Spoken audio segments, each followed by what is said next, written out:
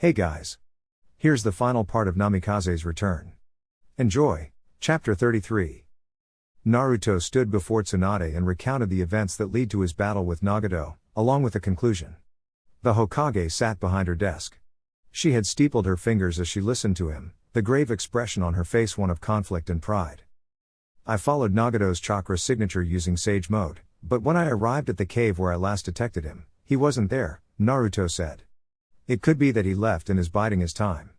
However, there's no way for me to be sure. I see. Tsunade leaned forward and placed her head against her hands. I can't believe you fought against pain on your own. That was an incredibly stupid thing to do, Naruto. Naruto shrugged. I didn't have much choice. It was either fight him or let him kill my teammates. That is true, Tsunade sighed as though releasing all of her pent-up emotions with that one breath. It seems you found yourself in a dangerous situation, but at least you defeated Pain's paths. That proves that you're growing stronger. What's more, since you defeated him, it also means that the alliance between the smaller hidden villages will fracture. Pain had been the backbone of the alliance, the one who had gathered them and placed the minor villages on their warpath. They couldn't win without him. It was his strength that had given them courage, his abilities that had allowed them to stand up to the major villages. Once word spread that Pain had been defeated, the smaller nations would end the war, even if he was still alive. What should we do about the hidden villages? Asked Naruto. Tsunade leaned back in her chair, cupping her chin as she adopted a thoughtful mien. We'll spread the word that you defeated Pain in single combat and wait to see what their response is. If they decide to end the war, we'll go ahead and create a peace treaty between us and the minor villages. Naruto approved of that idea. He didn't want to kill people who didn't need to die. Eliminating bandits and missing ninja who killed for their own purposes was different than slaying ninja who simply wanted to defend their home. Peace would never come if the hidden villages fought each other. In that case, I'd like to suggest some potential ideas for the treaty, Naruto said. Go ahead. Tsunade waved at him to continue. I was thinking about the reason the minor villages decided to side with Pain, Naruto began. It's a well-established fact that the major villages get most of the missions. When someone wants something done, the chances of them going to a minor village like Kusa is low because no one truly gets to see the quality of their shinobi. Even so, when war breaks out between the villages like it did during the Third Great Shinobi War, it is always the smaller nations that suffer. Naruto paused a moment to regain his breath. Tsunade, an intent expression on her face, remained silent. This is why the minor villages sided with Pain. I think their dissatisfaction and hatred toward the major nations has always been there, but they couldn't do anything because we were so powerful. Once Pain destroyed Kumo, he made them believe that we could be defeated if they followed him. All good points. Tsunade nodded. And all essentially true. So, what are you asking of me? That I should be lenient with the smaller nations? Shaking his head, Naruto said, I'm saying that instead of just forming a peace treaty, we should begin the process of creating a true alliance between all of the hidden villages, big and small. If we create a system where every nation has an equal opportunity to represent their village, we might be able to avoid needless wars and bloodshed. The way Tsunade stared at him made Naruto feel slightly uncomfortable. It was the hard stare of someone who looked like she was seeing right through him. That expression on her face, combined with her piercing eyes, made him stand straighter, as though he were trying to feign that he wasn't bothered by it. Eventually, however, the look left, and Tsunade gave him a weary smile. You sound just like Jiraiya. She paused, the smile becoming more dry. Well, a slightly smarter version of Jiraiya. He always talked about ending the bloodshed between nations when he was younger, but he could never figure out how to do that. Reaching underneath her desk, Tsunade pulled out a bottle of sake and 2 saucers.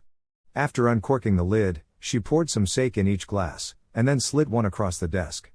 Naruto picked it up and took a sip. He let the warm liquid slowly run down his throat and warm his belly. Your idea actually sounds more plausible than all the ones he's come up with. However, Tsunade tossed back her drink in one gulp, unlike him, and then filled her saucer again. I don't think bringing about a lasting peace will be that easy. The elemental nations have been at war since before the founding of the hidden villages. Even when we're not fighting, we're in a constant state of Cold War, always preparing for the next massive battle. Getting every village to agree to an alliance isn't going to be a simple task. Naruto nodded. I know that, but if we don't at least make the attempt, then nothing will ever change. Tsunade leaned back and blinked several times, her wide eyes revealing her shock. Naruto gave her the most determined look he could muster. If all we do is talk about how things can never change, then nothing ever will change. Someone has to start somewhere, someone has to extend an olive branch. That's why I've decided to be that someone. Even if I end up failing, at the very least, I will be able to say that I did everything in my power to bring peace to this land. Tsunade and Naruto stared at each other in silence, which was broken only by the small rustling of the curtains. He didn't know what she was looking for. Her gaze seemed almost as if she was testing his resolve, or perhaps she was simply wondering if he had lost his mind. Neither one of those actions would have surprised him. Within this silence, a voice spoke from the windowsill. I couldn't have put it better myself, brat. Naruto and Tsunade to look at the window as Jiraiya hopped into the room. The one-armed man grinned at the two. You'll never use the door, will you? Asked Tsunade with a sigh. Course not, Jiraiya responded, his wide grin growing larger. You should know that by now. Anyway, I couldn't help but overhear your conversation. You mean you were spying? Tsunade interrupted. And I have to admit that I'm impressed, Jiraiya continued without missing a beat. Not only did you defeat pain, but it sounds like you've come up with a plausible way of ending the bloodshed that stained the elemental nation for the past several hundred years. There's still a lot of flaws with this plan, Tsunade said. Jiraiya nodded. True, but it's the only plan I've ever heard that has a chance of succeeding. I think it's worth a shot. Tsunade sighed. In that case, can I count on you to begin spreading the information that Naruto defeated pain? I can certainly do that, though I don't think we'll need to worry, Jiraiya chuckled. Rumor is already spreading, thanks to the Kuzen ninja who escaped their village's destruction. Not only that, but it seems like Naruto's actions have earned him their respect and put Nagato in a bad light. It won't be long before the other minor villages hear about how Pain destroyed a village he was allied with. No one will want to work with him after that. It was certainly true. The ninja world was based on deceit. Even allies were often only using each other for their own purposes, and it was generally an accepted fact that, once their mutual goal had been met, they would turn on each other. Even so, destroying a village when they were still allied was going to leave a bad taste in everyone's mouth. Naruto had avoided this issue by establishing more than mere alliances. He had established relationships. He had rescued Gaara when they were younger, saving his friend from the torment of being alone by offering understanding. Mei had become one of his lovers. What had once been an exchange program for mutual benefit had ended up with them being in a relationship. It was the same with Yugito. Even though Kumo was destroyed, before that, they had established an alliance because of the relationship between him and her. Pain had only created that alliance by using the minor villages' hatred against the major villages and displaying his overwhelming power. He hadn't earned their trust, he hadn't established any friendships. The only thing he'd done was give their hatred direction. Hatred could never create a long-lasting alliance. It was a given that, even if they had ended in victory, war would break out as the smaller villages fought over what was left of the larger villages. Now that he had shown his true colors, none of the villages were going to follow him. Well, that is certainly true, Tsunade admitted. After another moment's pause, she sighed. All right. I'll give you my support. We'll wait a few weeks and see if they come to us. If they don't, I'll send emissaries to each village. That's about all I can do. That's all we ask, Naruto said as he and Jiraiya shared a grin. It seemed Jiraiya's goal was one step closer to becoming reality. Zox. A week passed and, thanks to Jiraiya's spy network, news that Naruto had defeated Pain by himself spread across the elemental nations. Every corner seemed to know about what had happened. Reports came back in, informing everyone that the minor villages had completely broken off their alliance and were no longer taking action. Naruto had been hoping that something would develop from this. He wanted the minor nations to try and broker a peace treaty, but that never happened. No emissaries came, no messages flew in, which led Naruto to believe that the smaller nations were hoping to forget this entire war happened and return to the status quo. It pissed him off. It's been a long time since you and I have been alone, hasn't it? Mei said without turning around to face him. It has, Naruto agreed. He kissed her shoulder, which earned an appreciative pure. I'm sorry for not being able to drop by as often as I used to. Considering what's happened, I can't really blame you. He couldn't see it, but he could imagine her grimace. War is a nasty business. Anyway, I don't want to talk about that. She turned around in his arms and smiled at him. Tell me, how is Yugito doing? Naruto chuckled. She's doing well. I haven't seen her much because we've both been busy. We just recently finished building a new district for the residents of Kumo out of one of the districts that got destroyed. She's been helping them all move in. I'm glad she's been doing well, but it sounds like you've been lonely, Mei said.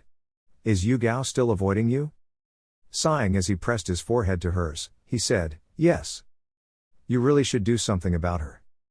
Like kidnap her, throw her against the bed, and screw her brains out. Feeling his lips curve into a smile, Naruto said, I don't think that's the best way to make her start talking to me again. It would have worked with me. You're a lot more upfront and honest with yourself than she is. True. Mei paused for a moment. Naruto didn't say anything, instead choosing to wait for her to speak. I think I might have an idea, if you're willing to listen. I'm all ears, Naruto said after a moment's pause. Grinning, Mei told Naruto her idea. Zox. Smoke drifted along the lazy air currents brought about by ceiling fans. Patrons sat at tables and at the bar, drinking and laughing. The low lightning made seeing all these people difficult, or maybe it was the alcohol. Yugao had certainly drank a lot. There were sake bottles strewn across the table, a table that she currently had her face planted on top of. The cool surface brought a sharp contrast to the warmth in her face. You know, I'm glad you called me out here, Kurenai began, but if all you're going to do is drink, then I'm going to go home. Yugao heard her friend's words, but she didn't say anything at first. Her body was warm, flushed, and pleasant. At the same time, she felt really guilty, not just because she was sitting here getting drunk while one of her friends looked after her, but also because the entire reason she was here was to avoid Naruto. I'm a horrible person, Yugao mumbled, half wailing. Kurenai sighed and started rubbing Yugao's back. There. You're not a horrible person. You're just confused. I'm an awful girlfriend. Yugao's muttering gained volume, to the point where several of the people around them looked in her direction. I wouldn't say, Kurenai paused, shook her head, and began again. Actually, you know what? You are a horrible girlfriend. Naruto is worried sick about you, and here you are getting wasted and wallowing in guilt and self-pity. What the hell are you doing? Yugao looked up at Kurenai, her eyes already watering. I don't know. I just don't feel like I can face him after what happened. And what happened? I don't know. Kurenai twitched. You don't know? I can't remember. Yugao wailed. Oh, for the love of. Yugao didn't remember much of what happened after that. Everything had become a blur of colors and muffled voices. She thought she remembered beating some people up, and then Kurenai dragging her out of the bar, but even that was nothing but streaks of color and sound. Cool air hit her back, which made Yugao jerk. She must have fallen asleep at some point. Where was she? She couldn't see anything. Kurenai-sensei? A voice asked. It was familiar, but for some reason, Yugao couldn't quite place it. She wondered if that was because of the ringing in her ears. I'm glad you're here, Kurenai said. Is that Yugao?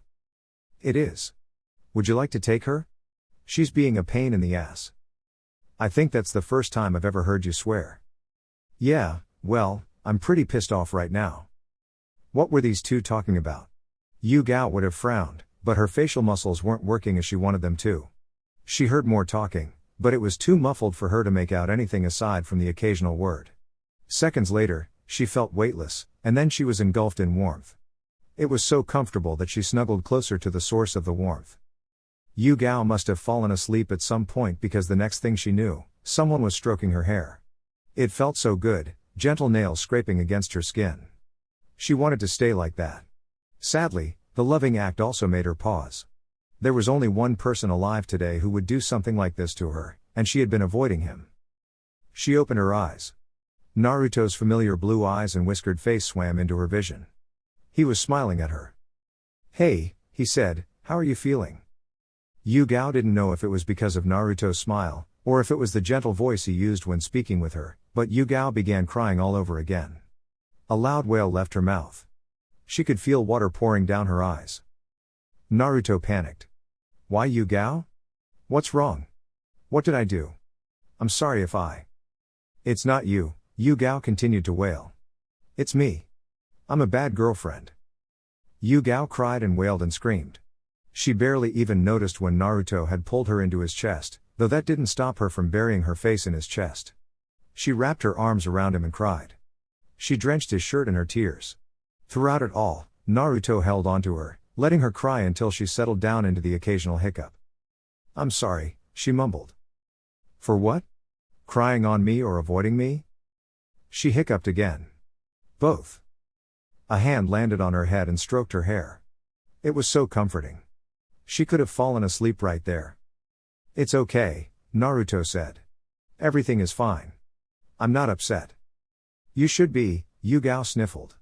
"I ignored you." "You did, and it hurt." Naruto rested his cheek on her head. "But I don't care about that. I just want you to promise that you won't leave again." "I promise," Yugao said. "I can't even remember why I left in the first place." "That's because you're drunk." Yugao laughed and cried at the same time. "Say, Naruto? Can you hold me for a while longer? I'll hold you all night, if that's what you want." "Thanks."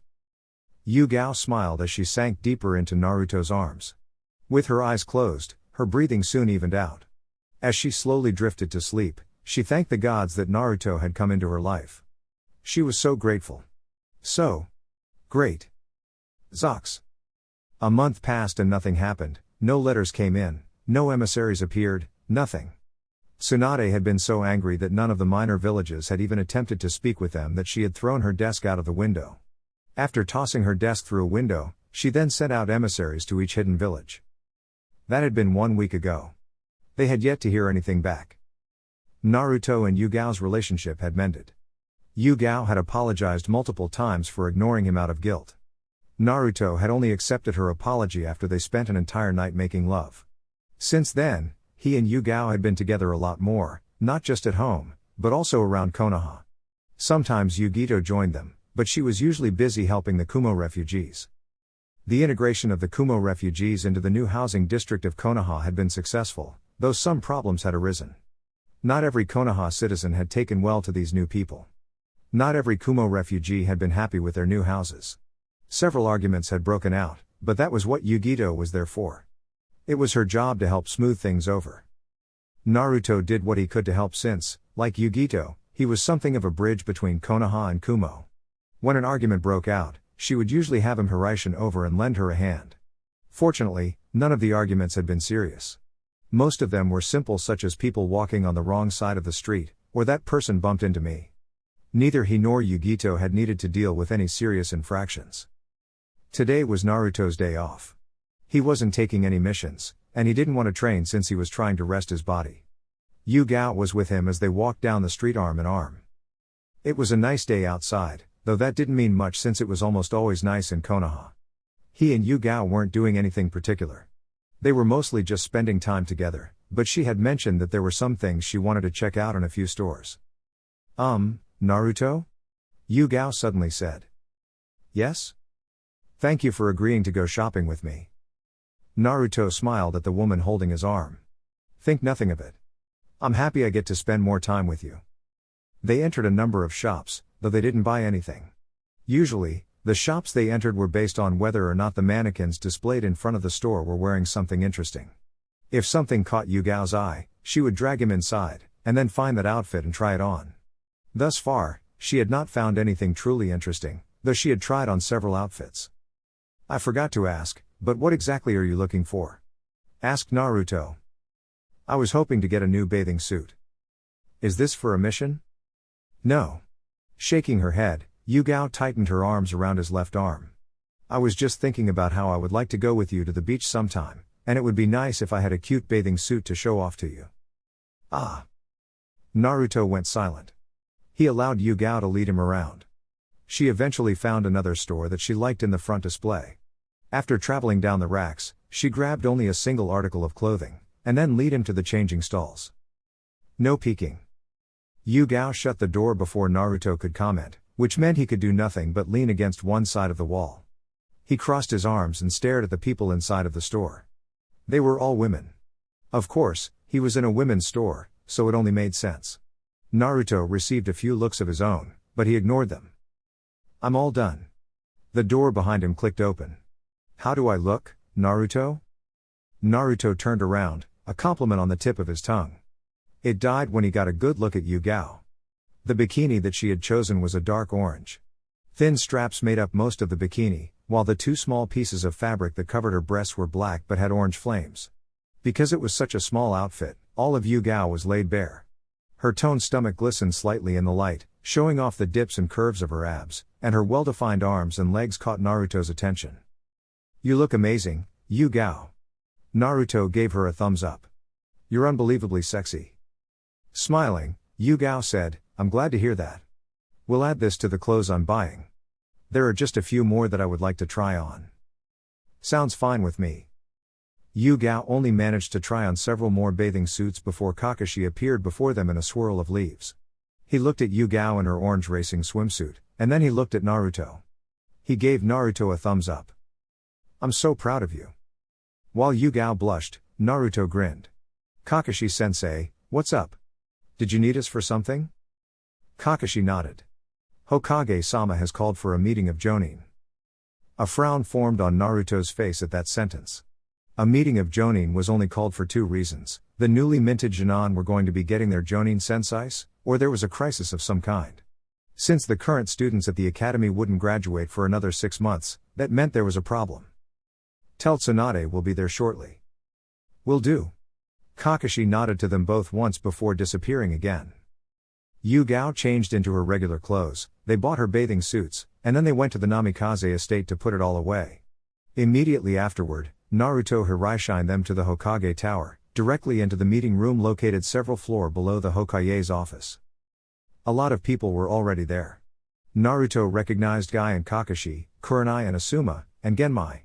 There were still many Jonin who he didn't know, but that was because they had never interacted with each other before. Tsunade was also there, standing in the back, where a small platform had been raised. There was a grave atmosphere about her. Naruto didn't know what was going on, but he could tell that something had happened. "It looks like you're all here so we can start the meeting," Tsunade said. "Several hours ago, 6 of the 22 emissaries I sent out came back with grave news. The hidden villages they were sent to have been wiped out. Everyone down to the last man, woman, and child was brutally killed." Her words caused a stirring among the ninja. No one said anything, though, for they were still ninja, well trained and indoctrinated in when it was and wasn't appropriate to say anything. Naruto looked at the others, noticing their attentive expressions as Tsunade began speaking again. "Another 6 of my emissaries have reported that there is an army of white Zetsu clones coming out from somewhere inside of Mountain's graveyard." Tsunade paused before delivering her bombshell. "Reports claim that several S-rank shinobi who we know are dead are leading them." Zox. Another meeting was called. This one was not a summit meeting, but a war council between nations. That was why Suna and Kiri, along with several minor nations who Konoha's emissaries had managed to contact, gathered their armies and marched to Konoha. Among those gathered, the one who showed up in the most style was, of course, the Land of Spring. Naruto almost sighed as he watched the 10 majestic zeppelins settle down just outside of Konoha. Tethers shot out from the bottom, staking into the ground, and several thousand men and women disembarked from the boarding ramps. Clad in the powerful gray chakra armor, bearing crossbows, swords, and shields, these were Koyuki's recently formed elite army. Among that army were several snow ninja. Of course, he didn't know if they could be called Yuki ninja anymore. However, they still used snow in all of their ninjutsu. The snow was sealed inside several scrolls attached to their thighs. They, too, wore the chakra armor, though theirs appeared more streamlined. The last person to leave the zeppelin that Naruto stood in front of was Koyuki herself. She was not dressed in her standard kimono. Decked in dark gray chakra armor that was fitted underneath a loose purple kimono, carrying a katana at her side, Koyuki looked like a warrior princess. Actually, her current outfit made him think of her Princess Gale role that she so often played in movies. She wasn't alone. Konan, no longer wearing standard ninja garb, was dressed in a thigh-high kimono skirt. She did not wear the chakra armor like everyone else, or more like she couldn't. Chakra armor would mess with her paper ninjutsu. The kimono, a light purple, fluttered as she walked down the ramp. Naruto. Koyuki rushed down the ramp and leapt into Naruto's open arm. She didn't hesitate to capture his lips with her own. Koyuki's kiss was fiery and passionate. It was the kind of kiss that most people didn't normally give in public due to matters of propriety. Koyuki, despite being a daimyo, cared little for such things, at least when it came to their relationship. "It's been a while," Naruto said seconds after Koyuki had thoroughly ravaged his mouth with her tongue. "I'm glad you and Konan are doing well." I wish the circumstances of our meeting were different, Koyuki said, a somewhat bitter smile curling her lips. It seems we usually only see each other during a major crisis. Koyuki was exaggerating a bit, but her words were not without merit. It was true that they usually saw each other when something bad had happened. Even so, it wasn't like they hadn't seen each other several times since the summit. Naruto made it a point to visit her in Konan when he wasn't busy with his ninja duties or spending time with Yugao and Yugito. Life sometimes works in strange ways, Naruto said as Konan finished ascending the stairs. He gave her a warm smile that was immediately returned. The kiss they shared was less enthusiastic than Koyuki's, but he didn't think it was any less passionate, especially when she slipped her tongue into his mouth. You've become a lot less reserved. Is that Koyuki's influence, I wonder? Konan looked away, but Koyuki grinned and slipped her arms around one of Konan's. Her chest was puffed up as though she was pleased with herself. You noticed that, did you? I've been working on making her less reserved in public, but she still only acts that way when she doesn't realize that her inhibitions have been lowered. Bring it up and she gets like this. As Koyuki gestured at her, as if emphasizing her point, Konan frowned. I do not know what you mean. Right. I'm sure you don't. Koyuki grinned. As several Konoha ninja met up with the Land of Springs forces and helped them get sorted, Naruto escorted Koyuki and Konan to the meeting hall. As he did, he explained their current situation. Kiri and Suna's forces are already here. Mei and Gaara are in the meeting room with the others. Mifune should be here soon as well. Do we know where that army is? Asked Koyuki. Last time we checked, they're still at Mountain's graveyard. They entered the Hokage Tower and walked up a flight of stairs. The meeting room where the war council was being held was on the 3rd floor. When they entered, it was to find Gaara and his siblings, and Mei and her 2 bodyguards, already there. The 3 were sitting around a round table inside of the brightly lit, circular room. While Gaara merely greeted him with a nod, Mei smiled. And then licked her lips as if she wanted to gobble him up. Maybe she's remembering last night. Mei had arrived early yesterday, packed her belongings at Naruto's, and then dragged him and Yugito across Konoha. They had eaten an early dinner and spent the rest of the night in Naruto's bedroom. They didn't get any sleep. Yugito was still sleeping. Mei had exhausted the poor woman last night. There were 8 other people who Naruto had only been introduced to several days ago. They were the leaders of Frost, Claw, and Fang. Sadly, those 3 were the only small villages who had responded to their emissaries. They had come to Konoha after hearing about how Pain destroyed Kusagakure. It seemed they didn't want to be part of the alliance Nagato had created anymore. With each of the 3 leaders were 2 bodyguards. I'm glad you've arrived, Koyuki, Tsunade said as the daimyo of the Land of Spring took her seat. Now we only have to wait for Mifune to arrive. Then we can get this meeting started. In that case, a voice began from the entrance, please be sure to get this meeting started right now. Mifune walked into the room, 2 samurai walking after him. His calm strides were long and quickly took him to an empty seat. He sat down and leaned back, glancing around the table before turning to Tsunade and nodding. Tsunade nodded back. Welcome, Mifune. I'm glad to see you could make it. Since you're here, I'll get started. Everyone shifted in their seats to get comfortable. Naruto, who, due to not being a kage or daimyo, moved to stand beside Jiraiya, who was behind Tsunade. They shared a nod of greeting but didn't speak. The meeting was starting and neither wanted to disrupt it. I'll start from the beginning, Tsunade started. Exactly 1 week ago, we received reports of White Zeta's clones gathering around the Mountain's graveyard. For those of you who are unfamiliar, Zetsu is a member of Akatsuki. He looks like a man with a Venus flytrap on his head. Half of him is black, and the other half is white. We've learned recently that he can split himself in half and has several thousand clones of him that are capable of fighting. The clones are indistinguishable from the real thing, and they have the ability to mimic a person's chakra signature. Tsunade coughed into her hand. In either event, the White Zetsus are gathering. We can only conclude that their purpose is to begin a war. That, or they're trying to goad us into a war.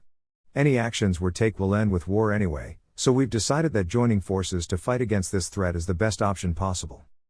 Tsunade finally sat down and, to the surprise of Naruto, Gaara stood up. He looked at everyone in the room, making eye contact with each person. Then, and only then, did he begin speaking.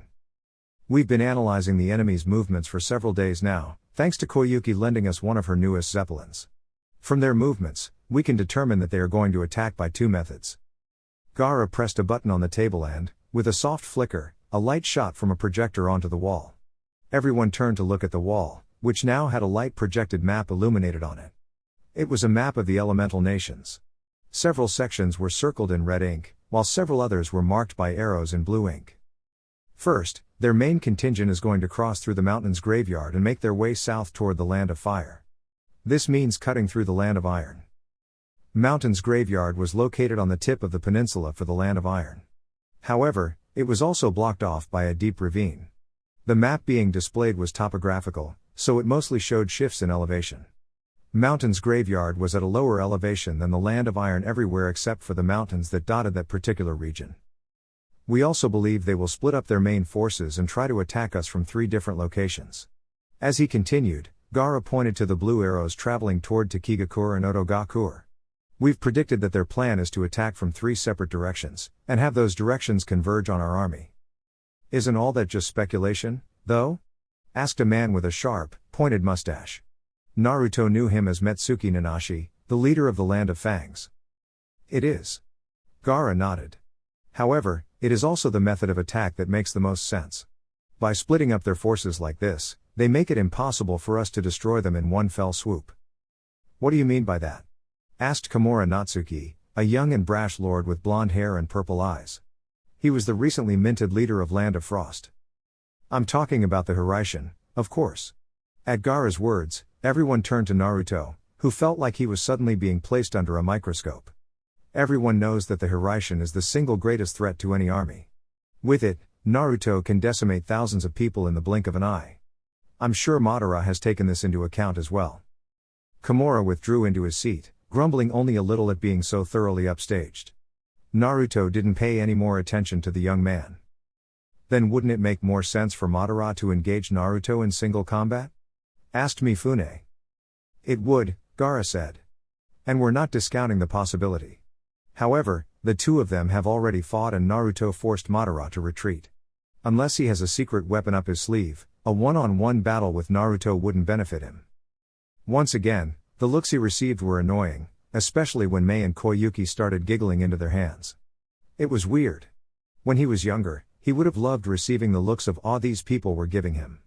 Now he just wanted to punch these people in the face. I wouldn't put it past Madara to have some kind of secret weapon for dealing with Naruto, Tsunade said. If he really is the man who fought against my grandfather, then there's a strong chance that he has something up his sleeve. And that's why part of our plan involves having Naruto confront him, Gaara said, finally getting to the main point of this meeting. Our plan is to have 3 regiments that will engage the enemy forces, while 1 regiment stands back in case of a surprise attack. Each regiment will be commanded by myself, Tsunade, and Mei. Furthermore, each battalion will be commanded by officers of our choosing. As far as strategies went, this one was very basic. Naruto didn't think that was a bad thing. If there was something he had learned during the war in Kiri against Yagura, it was that simple strategies were the best. The more complex the strategy, the more maneuvers required, the harder it was to change when something unexpected occurred.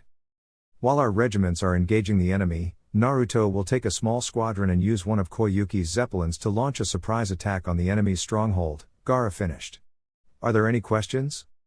Several questions were asked, mostly to clarify points on battalion movements and small-scale engagements. Naruto didn't pay much attention. He thought about his own role, attacking the enemy stronghold with a small squadron. He would have to pick his squadron carefully.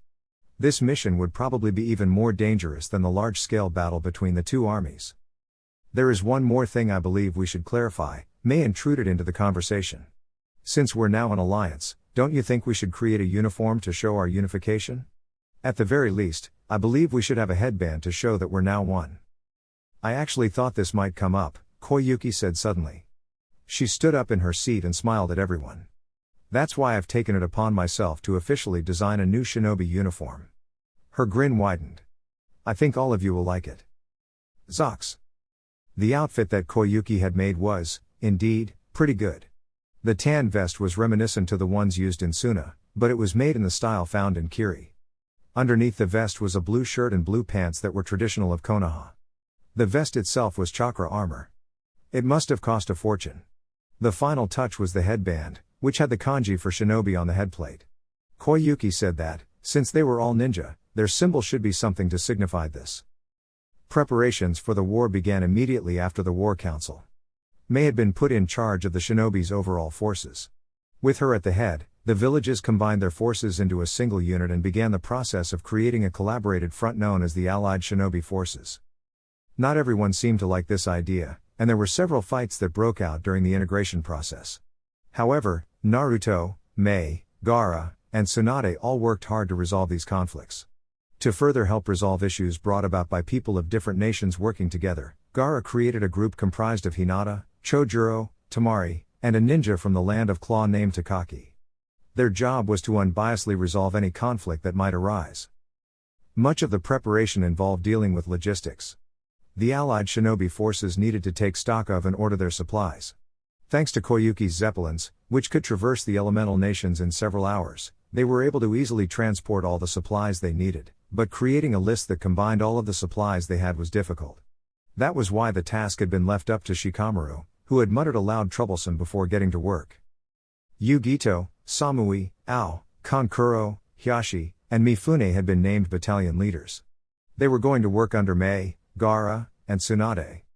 Their role was going to be leading each battalion while the 3 regiment leaders directed their respective forces. Each battalion consisted of 5,000 troops. With 6 battalions in total, not including the one being kept in the rear, that made for 30,000 ninja. Underneath each battalion was further divided into 2 contingents of 2,500 ninja, which was divided even further into legions, and then units, followed lastly by squadrons. This was done to create a stable chain of command. The idea had been Shikamaru's who, on top of being placed in charge of logistics, was also acting as Mei Terumi's military advisor. Naruto had very little to do with the overall forces. His job was separate from the others. While they would fight a large-scale battle, he, along with 2 squads of 4, would travel to Mountain's graveyard and destroy the Akatsuki stronghold. Even if destroying the stronghold didn't stop the war, it should damage the Akatsuki's forces. Of course, Naruto's main task was not destroying the stronghold, but finding and killing Madara Uchiha. For this mission, Naruto had selected 7 other people to accompany him: Neji, Konan, Yugao, Tenten, Rock Lee, Sakura, and Kakashi. Since they were going in as 2 squads, he was leaving Kakashi in charge of Sakura, Rock Lee, and Tenten. Meanwhile, Naruto would be going with Konan, Yugao, and Neji. While their goals in this were the same, they were going to be going about it in different ways. That was why, 1 week before their forces would move out, Naruto had gathered the 2 squadrons that would be going with him. They stood inside of the zeppelin they would be using. The room, a large space made of metal and wood, had been cleared of everything except for a round table, which sat in the center. Several circular windows on one end gave them a glimpse of the world outside. Naruto and the other 7 stood around the table. Resting on top was a map of Mountain's graveyard. The paper, new parchment with very few wrinkles, made crinkling sounds as Naruto smoothed it out. Because there are no flat plains around Mountain Graveyard, we'll be dropping out from the Zeppelin while it's in flight. Koyuki has prepared hang glider packs for us. We'll be practicing aerial maneuvers today and tomorrow to prepare for the operation. Is it too late to admit that I'm afraid of heights? Asked Tenten, raising her hand. Yes, it is, Naruto said. I selected you for this task specifically because of your ability to use every kind of weapon and your sealing scrolls. Should we run into a small army or something, I'll need you to unleash my kunai. No one can do that but you. Fine, Tenten muttered, looking away. I'll do it. Just don't expect much since I'll probably be too busy throwing up. Do not worry, Tenten. Rock Lee gave her a thumbs up. If you get sick, then I will carry you on my back. Tenten sighed. Well, thanks for that. I guess I'll be counting on you then. Yosh. Perhaps we should continue, Neji said. Naruto, have you planned what we should do once we're in Mountain's graveyard? Naruto nodded. I have. We'll be splitting up into 2 teams. One team's job will be to find where the white Zetsu clones are being manufactured and destroy it. I am not sure I understand. Rock Lee scratched his head. What do you mean by manufactured? Sakura? Kakashi gestured for her. Coughing into her hand, Sakura said, the white Zetsu clones are not real people. After doing a thorough analysis of several white Zetsus, we've discovered that they're actually artificially created beings. Each white Zetsu is identical, and they all have the same genetic makeup. This leads me to believe that they're being manufactured in secret somewhere. As Sakura took a step back, Naruto began talking again. There are only a few places where the white Zetas could have been created. Out of all those places, the mountain's graveyard is the only one that hasn't been thoroughly explored. What's more, the army couldn't have traveled there without alerting the Land of Iron. They could have gone by sea, Neji interjected. Then we would have received reports of a large armada sailing through the ocean, Naruto countered. In order to reach the mountain's graveyard by sea, you have to pass by the Land of Spring. The White Zetas showed up a month ago.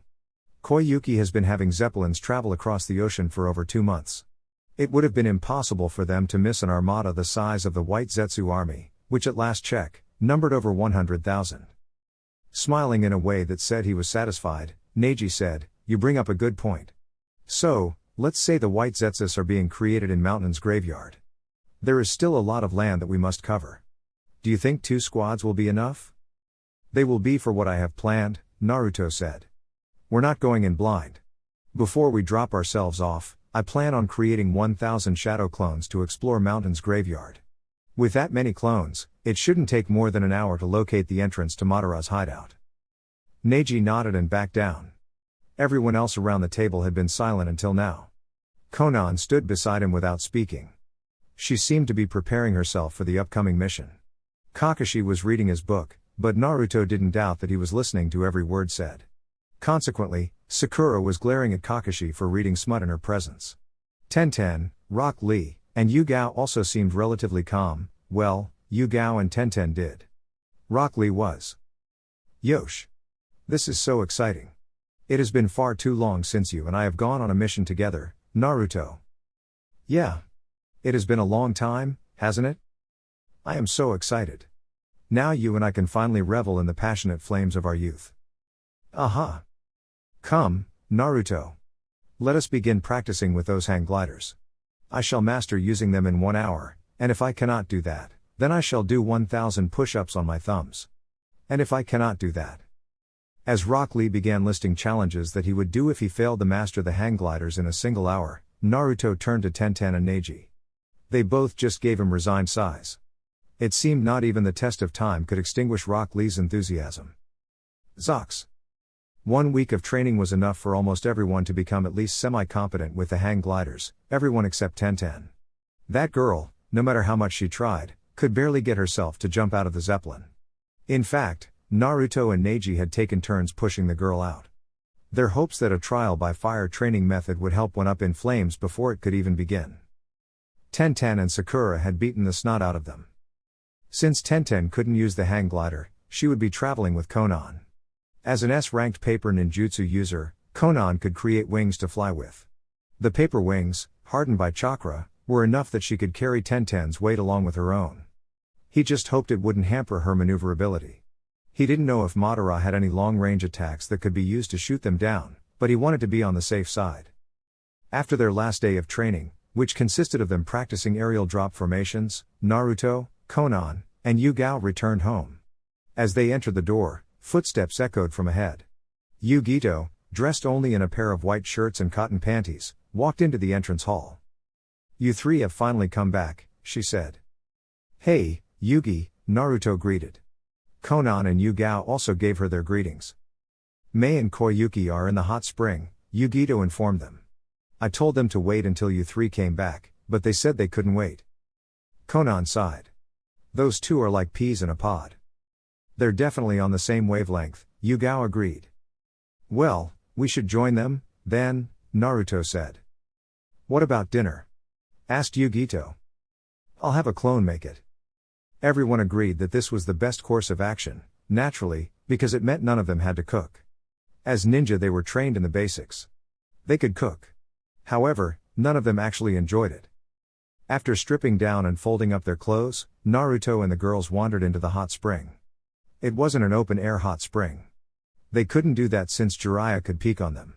Even so, the hot spring was large enough to easily fit 50 people. There were 2 pools, one that appeared man-made, and another that was built to look like a lagoon, with trees, plants, and boulders sticking up from the surface. Naruto and the girls almost always chose the lagoon. Author's note: I have to slightly skip here, guys. If you want to read it, link to the story is in the description. The army had assembled. Gaara, Tsunade, Mifune, and Mei stood in front of 30,000 ninja, all of whom were primed and ready to battle. Their matching uniforms made them look like a sea of browns and greens. Their headbands glinted in the sunlight. Despite being from different villages, all of them were standing together for a single purpose. Because they were on an elevated platform, built specifically for the purpose of this conversation, Naruto could see everyone. The entire sea of people lay before them. He stood behind the three Kages, along with the village leaders of Claw, Frost, and Fang. Koyuki was also standing with him. He noticed, almost absently, that the three village leaders were staring at him and Koyuki. More specifically, they were looking at his and Koyuki's hands, which were laced together. He ignored them.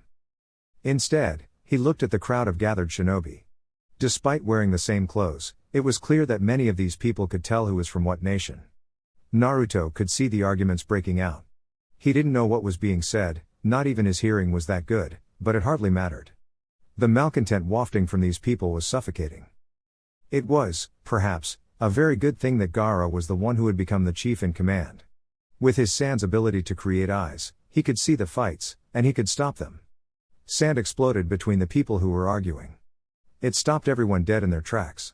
They all looked at where the sand had exploded, which even now blew away on the wind. In this silence, Gaara spoke. For decades now, the shinobi world has been at war.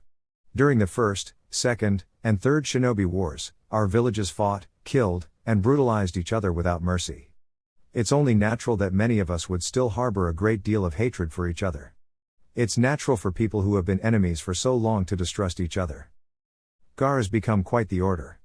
Naruto couldn't help but be impressed. Composed and calm, Gaara spoke in a clear voice that reached everyone down below. I understand where all of you are coming from because I was just like you once, Gaara continued, spreading his arms wide. Because of the wars between shinobi nations, I was created, brought into this world, and trained to become a weapon. I hated this world. I hated the people in it. More than anything else, I wanted to kill everyone. Gaara paused. Everyone standing before them had gone quiet. Not a word was spoken. Naruto almost ruined the moment by chuckling. Gaara had these people by the balls.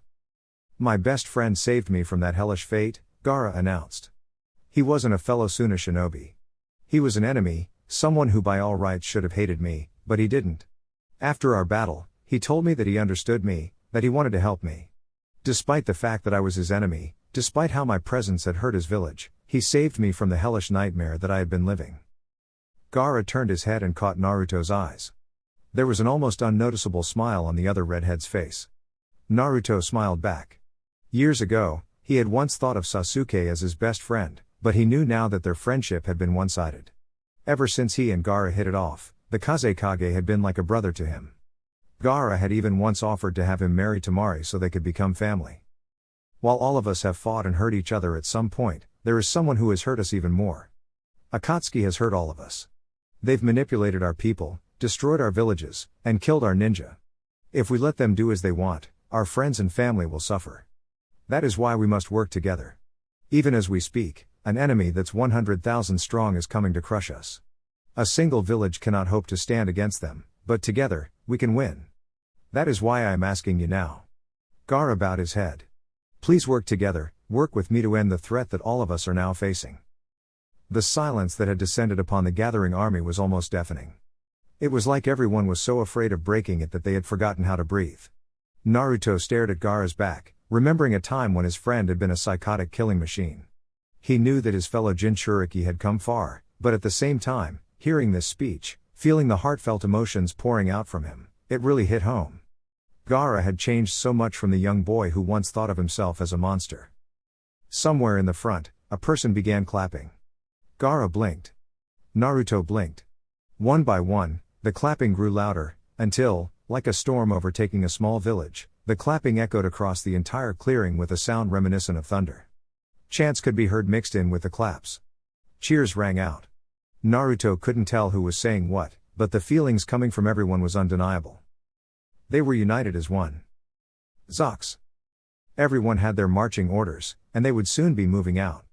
The three regiments would travel together until they reached the Land of Fire's capital. Then they would branch off, going their separate ways to fight their separate battles. One regiment, a fourth, would remain behind at the capital.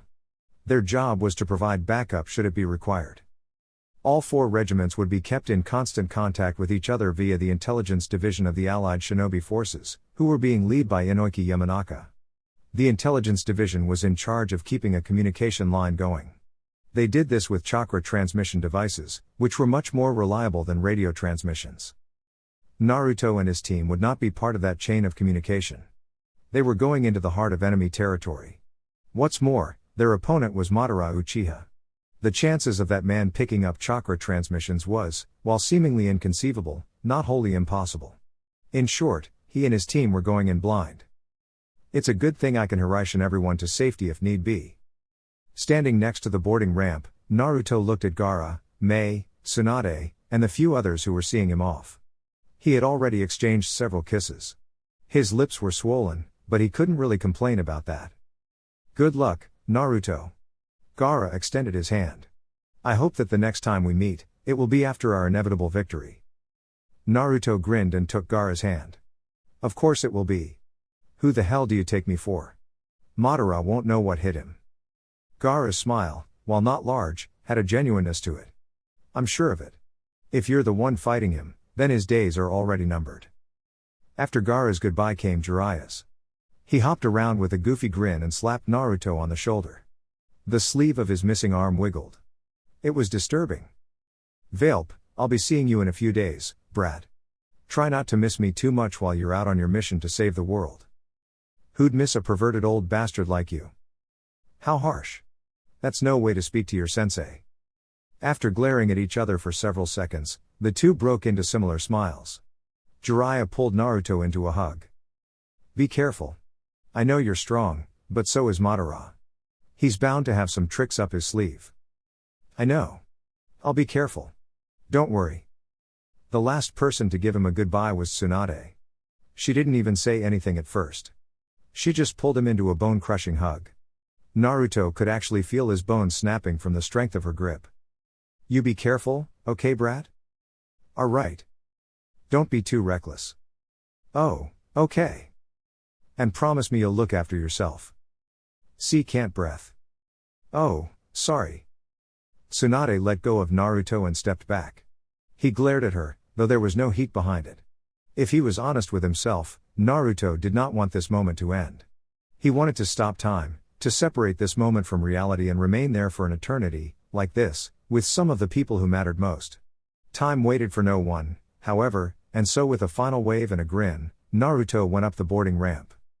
He walked down the hall, his feet thunking against the wooden floor. He went up a flight of stairs. The last stairway opened into a large room. His companions were there.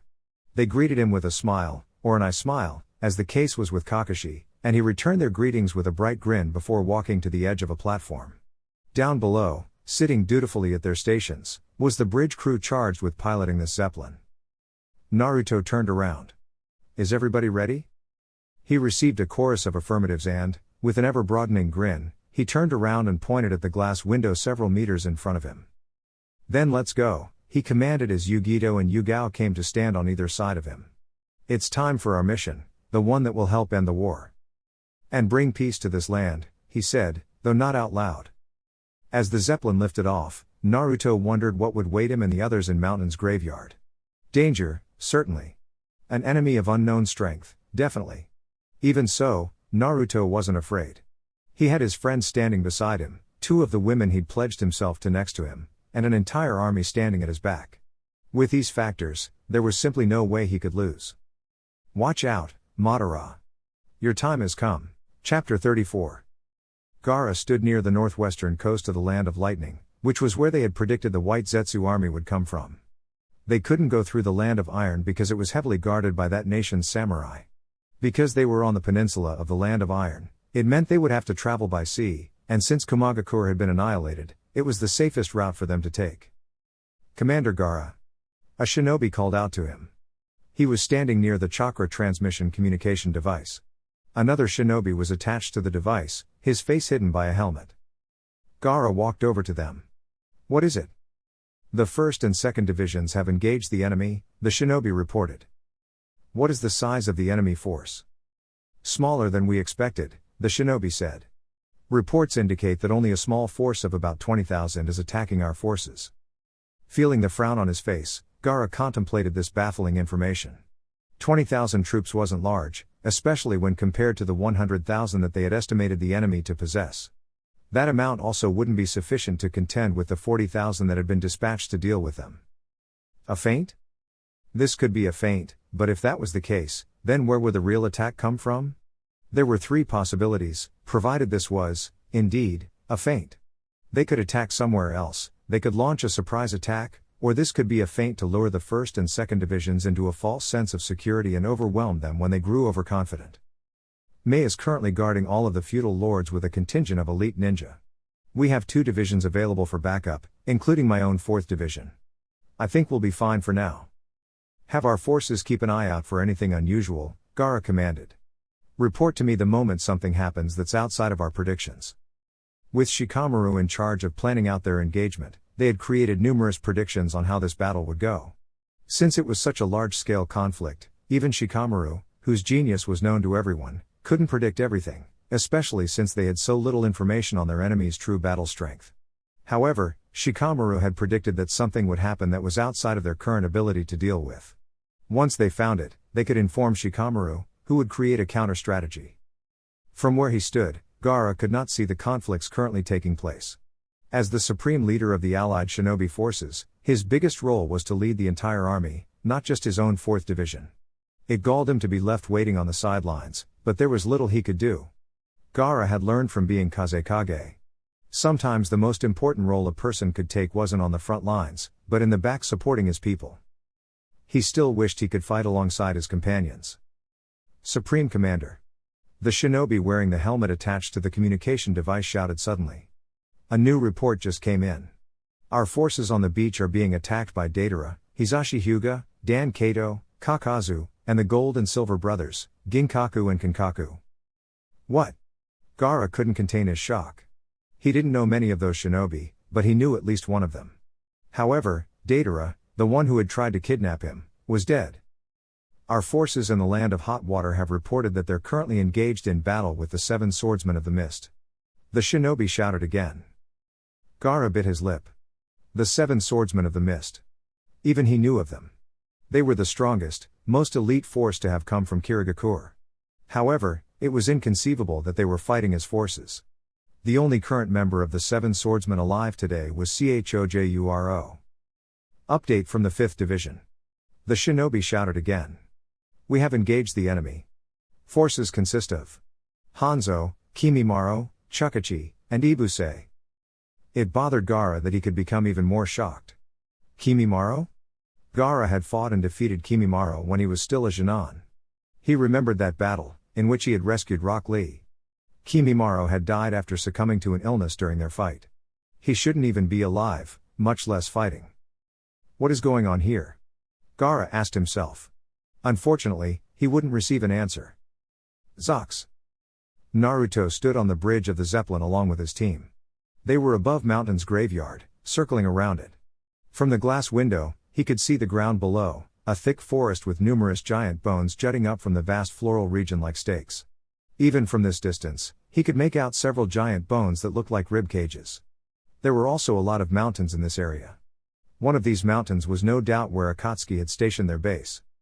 Captain Naruto, the pilot, a young woman, called out to him. The air currents have stabilized. You and your team are free to begin the operation. Thank you. Naruto turned to the other 7, Neji, Konan, Yugao, Tenten, Rock Lee, Sakura, and Kakashi. You heard the lady. Let's suit up and get out of here. You seem awfully excited, Sakura commented as they all left the bridge and headed for the emergency exit. Of course, Naruto responded, leading the others down the hallway. The bridge was on the bottom floor, so they didn't need to take any stairs. I've discovered a love for hang gliding. After we finish kicking ass, I think I'll go somewhere with the girls, and we'll try this out for fun. Sakura wrinkled her nose at his mention of the girls. She didn't approve of polygamy. Fortunately, what she thought didn't really matter, and Yugao, who happened to be one of those girls, smiled as she walked beside him. I think that's a good idea, she said. Koyuki will love it. She'd definitely love it, Konan added. She's almost as daring as you are. Naruto grinned.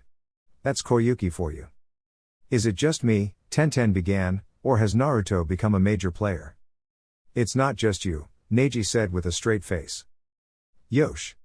Naruto-kun's flames of youth have exploded. Rock Lee shouted. Kakashi just giggled perversely. The emergency exit hatch was located in the back of the Zeppelin, in a large room that had bolted down benches on either side. The room was a lot longer than it was wide. With their heavy footfalls echoed against the wooden floor, Naruto and the other 7 walked up to their hang gliders, which hung from racks on the ceiling. Naruto pulled his hang glider down and hooked himself up to it. He didn't know if these could be called hang gliders. They weren't like the ones traditionally used by most people. The Land of Spring hang glider was basically just a backpack that they strapped to their backs. By pressing a button attached to the chest strap, a pair of wings shot from the backpack. They just called it a hang glider because they couldn't think of anything better to call it. Pressing a large button next to the emergency hatch, Naruto took a step back as a loud, shrill whistling reached his ears. The fierce howling of wind echoed throughout the room. A slight pressure was pulling on him, but he held firm and looked at everyone. Are you all ready? He asked. Everyone except Tenten gave him a loud, yes. Is it too late for me to turn back? She asked. Yes, Naruto said. Tenten's shoulders slumped. Figures. Since Naruto was in charge, he lead the way out, leaping from the exit hatch and activating his wings. The air whistled around him. His hair was whipped about. The air was cool from this high up, and it stung his eyes enough that they began to water. Behind him, one by one, the other 7 members of his team leapt out of the hatch and extended their wings. They all formed up behind him in an arrow formation. Except for Tenten, who was wobbling all over the place. Naruto sighed and, channeling wind chakra, he forcibly nudged her into the right path, 2 meters to the left of and slightly behind Rock Lee. While soaring through the air, Naruto looked at the ground below, searching for the best spot for them to land. Since the forest was so dense, there were few places they could reach without crashing into the trees. The most ideal location would be near one of the large bones. The greenery looked less dense there. They could also land near a mountain, but since he didn't know which mountain Akatsuki was located in, he didn't think that would be a good idea. Hand gesturing, Naruto directed his 2 teams to follow him, and then soared down toward the largest set of bones in the area. It was the giant ribcage that he'd seen from afar. There was a small patch of forestless land next to it. While this could mean that it had been purposely left there by Akatsuki, and therefore they might be walking into a trap, it was also the only place they could reasonably land without getting stuck in a tree. As the squadron of ninja descended, Tenten pulled out one of her scrolls and activated it. Her hands shook. Naruto kept her steady using wind chakra as several hundred tri-pronged kunai shot from within the scroll and disappeared into the dense foliage. The goal in launching his kunai everywhere was to give them a means of moving through the area at a quick speed. If they ran into trouble, Naruto could just use Hiraishin to get them out of trouble by randomly traveling to one of the kunai. It wasn't long before the ground became much closer. Naruto circled the patch of clear ground several times, checking to see if there were any traps lying in store. He couldn't see anything. He also couldn't sense any chakra emission or killing intent. That didn't mean much. However, it wasn't like they could just stay in the air either. He made another gesture with his hand, directing everyone to follow him as he oriented himself toward the ground and descended faster than before. He soared past one of the large ribs. Having never seen anything like it, Naruto wondered what sort of creature it was from. Then he was moving past it, getting closer to the ground. 5 meters. 2 meters. 1 meter. Naruto's feet struck solid ground. He reinforced himself with chakra, skidding along the ground as he slowed down. The other 7 followed him. Yugao and Konan landed first, followed by Rock Lee and Neji, and then Tenten and Kakashi, with Sakura coming down last. Naruto took a moment to confirm that everyone was okay before nodding to himself. All right. Let's get started, he said. Kakashi, Neji, Sakura, go set up perimeter seals around this area. Konan and Yugao, I want you to climb up one of these bones and be our eyes in the sky. Tenten and Rock Lee, stick with me. Yosh. Rock Lee shouted with a salute. I'll stick around so long as you don't make me fly again, Tenten said. Naruto smiled. No promises. Since he'd given everyone their duties, Naruto started his own task. He made his infamous cross-hand seal and created a dozen clones, which quickly scattered. Then he waited for 60 seconds before created another dozen. He did this several times, spacing out each batch by 60 seconds. After he was done, he sat down and waited. With luck, it wouldn't be long before one of his clones found Akatsuki's hidden base. Zox. The battle had begun. He didn't know how it was going, since he had yet to join the battle, but it didn't matter. This was the preliminary engagement. So long as his forces didn't lose too much, even defeat was acceptable. All his forces needed to do right now was weaken the allied shinobi nation's army so he could use his trump card. Besides, my prey is already coming here. Victory would not be determined by which army won, but by whether or not Madara acquired the remaining Jinchuriki. Nothing mattered except for that. Madara stood in the epicenter of his base. Situated in the center of the room was a massive tree, which was further surrounded by large walls that connected it to the floor above. It was from this tree that the white Zetsus were being born. The process was still slow. He was using old Hashirama cells to create the white Zetsus. It was thanks to this tree that he had been able to build his army of 100,000 strong within the last several decades. He was not alone. A girl stood next to him, her red hair vibrant and marking her as a member of the Uzumaki clan. Both of her eyes looked different. One was red with multiple tomos. The other was purple and had rings in it. Toby, a voice said from behind him. Madara grimaced as he turned around. The person standing before him had pale skin that was mostly hidden by a large black cloak. What little he could see of the man's skin was not just chalk white, it was covered in scales. Reptilian. Like a snake. Vibrant yellow snake eyes stared at him from within the hood and a wide smile was stretched across the man's face. Kabuto, how are things proceeding?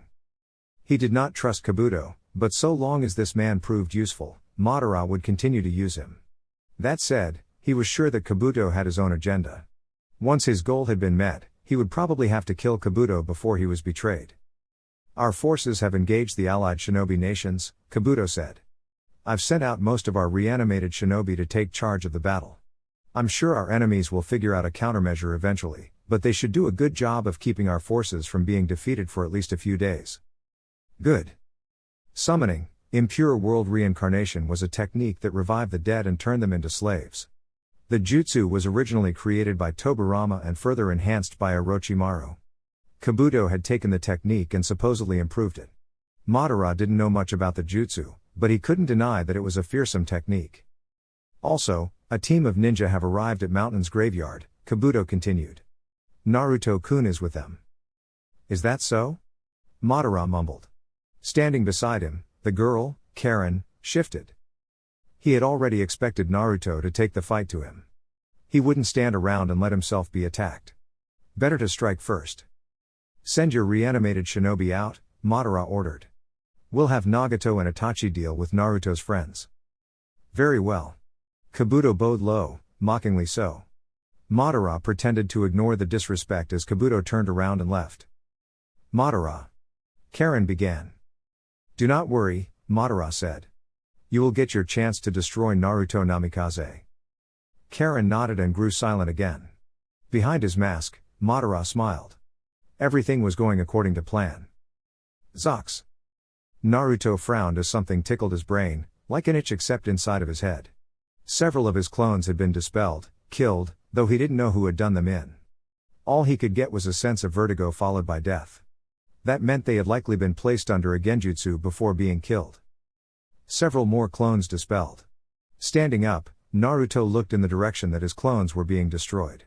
Even as he turned, another team of clones were killed, then another, and another. Someone was killing his clones at a quick rate. What's more, the clones couldn't see them. Whoever is killing my clones is definitely an S-rank ninja. Even if they only have a portion of my chakra, they are still me. Everyone, get ready, Naruto said. Someone is killing my clones and they are coming this way. Everyone tensed. Tenten unsealed a pair of swords, Neji activated his Byakugan, and Rock Lee pounded his fists together. Up above them, Konan and Yugao remained on standby, looking in the direction Naruto indicated. It didn't look like they could see anything.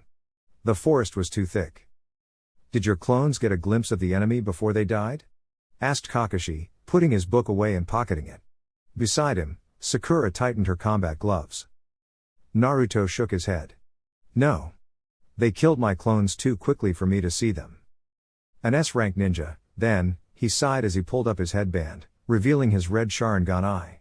Sounds like we might have quite the fight on our hands. As though Kakashi's words were prophetic, a black shadow leapt from within the foliage. Naruto and the others reacted instantly, leaping away from their previous locations, which was a good decision. The ground exploded seconds after they jumped. Landing back on the ground, Naruto looked at the 6-meter-wide crater that had suddenly appeared. Two people sat back down on the ground several meters away. One of them was emaciated, his face gaunt and hollow, framed by bright red hair. The other had black hair and red Sharingan eyes. His face had creases in them, making him look older than he was. They both wore a black cloak with red clouds. Nagato, Konan mumbled in shock. Itachi, Naruto said. Naruto. Itachi narrowed his eyes. I've heard from Madara that you killed Sasuke. I wasn't left with much choice, Naruto said. Sasuke was dead set on destroying Konoha, and he tried to kill me. Had I gone easy on him, it would have been me who died. Itachi closed his eyes. I remember you telling me that the last time we met. I did not think you would actually kill him, though. Had he been the Sasuke I remembered, I would have never killed him, Naruto said. I understand why you did it, but I can't forgive you, Itachi said. I wouldn't expect you to. Naruto didn't know how Itachi or Nagato were here, though he could easily make a guess. It was probably the impure world reincarnation jutsu. That meant Kabuto was likely here as well. He hadn't realized that Kabuto and Madara were working together, but he probably should have. Konan, Yugao, Kakashi, Neji, Rock Lee, Sakura, and Tenten were arrayed around what might become a battlefield. Itachi and Nagato were in the middle of this group, surrounded on all sides. Neither appeared concerned. If they had been resurrected, then they would regenerate from any damage, so that made sense. The only way to kill them was to seal them. Konan, Nagato said as he leaned against Itachi. I see you have been living happily with Naruto. Nagato. You needn't say anything, Nagato said. I realized after Madara killed me that I was just being used this whole time. I'm beginning to doubt that Madara and I even had the same goal. That won't stop you from fighting us, will it? Asked Neji. The impure world reincarnation technique means that we are being forced to follow the commands of the person who summoned us, Itachi said. Even if we wanted to, I doubt we'll be able to counteract Kabuto's will. Would you even if you could? Asked Naruto. I do not know, Itachi admitted. I am pragmatic, which is why I understand that you probably didn't have much choice, but I still don't like the fact that Sasuke died. However, I also know that the biggest reason for Sasuke's death is because of Madara's influence. Had I made it impossible for Madara to get a hold of Sasuke, perhaps that would have changed. Maybe if you hadn't done so much mental damage to him, he would have been stronger, Kakashi interjected. It is because you fostered hatred in his heart that he betrayed Konoha, went to Orochimaru, and was ultimately corrupted by Madara. Yes, I suppose I'm also to blame for what happened, Itachi said. Talking about what could have been isn't going to get us anywhere. Yugao readied her katana as she slid her feet apart. The only thing we can do is move forward. Naruto. Yugao glanced at him out of the corner of her eye. Leave this to Konan, Kakashi, Sakura, and I. We can deal with these two. I'll leave it to you, then, Naruto said. Tenten, Rock Lee, Neji, form up on me. We're heading out. Neji, Rock Lee, and Tenten formed up on Naruto as he ran out of the area. Nagato and Itachi tried to stop him. Itachi, with Nagato still hanging on his shoulder, leapt forward to intercept them. They didn't get far. Konan, with her wings spread, launched several papier-mâché bombs that exploded the moment they struck the ground. This forced the two shinobi to swerve around to avoid being caught in the explosion, where Kakashi, Sakura, and Yugao were waiting for them. The last thing Naruto saw was Kakashi, Yugao, Sakura, and Konan engaging Itachi and Nagato in a fierce life-or-death battle. Zox. Jiraiya knew from the moment word had spread about former S-rank ninja being brought back to life that the impure reincarnation technique had been used. He wasn't sure who it was that had performed this technique. The only person who should have been capable of it was Orochimaru, but he was dead. Not that it mattered who performed it. The important thing was finding out a way to counteract the technique, which meant creating a method to return those who had been brought back to the afterlife. Killing the caster wouldn't work, since this was a technique that only required the caster's chakra once for the resurrection. There were, as far as he knew, two methods of defeating this technique. The easiest way was to seal the ninja who had been resurrected. Of course, he called it the easiest route, but it was still insanely difficult. It required a sealing master to create the seals. Not only that, but the resurrected ninja had to be immobilized for the seals to be written on them. Given that many of the ninja who had been resurrected were all S rank, immobilizing them wasn't going to be easy. The second way for a resurrected ninja to return to the afterlife was for the ninja to undergo a resolution of the heart. Ninja who were resurrected often had lingering attachments or regrets, which kept them anchored to this world. If a ninja found their regrets leaving, if they managed to attain peace within their heart, the impure world reincarnation technique would automatically release them. Jiraiya was in Tsunade's division, the second division, which was in charge of battling on the land of Lightning's coast. He was at the beachhead along with nearly 20,000 shinobi, all of whom were either battling with the White Zetsus or trying to fight against the resurrected ninja. Several dozen meters from his position was Tsunade. She was battling Dan. Dan Kato was Tsunade's former lover.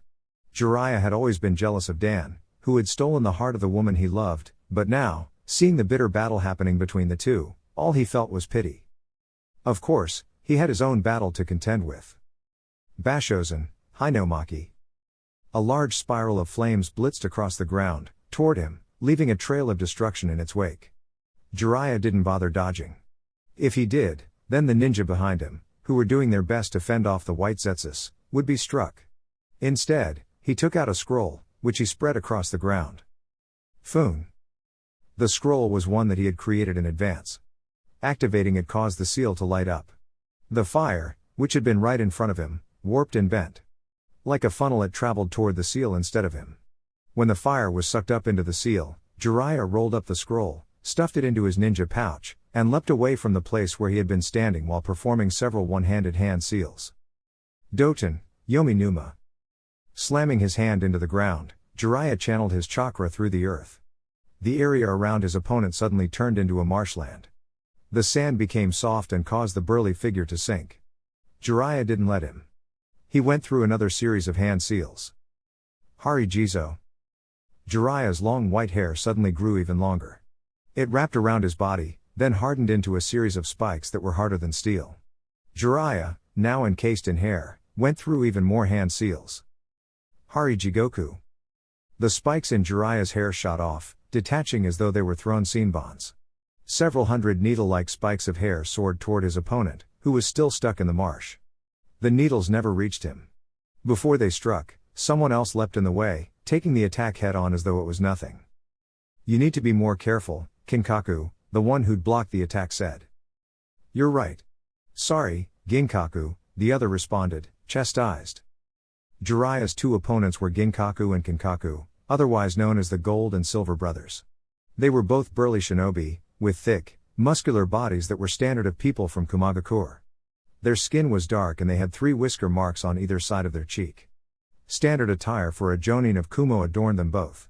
A Kumo headband was tied tightly around their heads, keeping their long silver and gold hair out of their faces.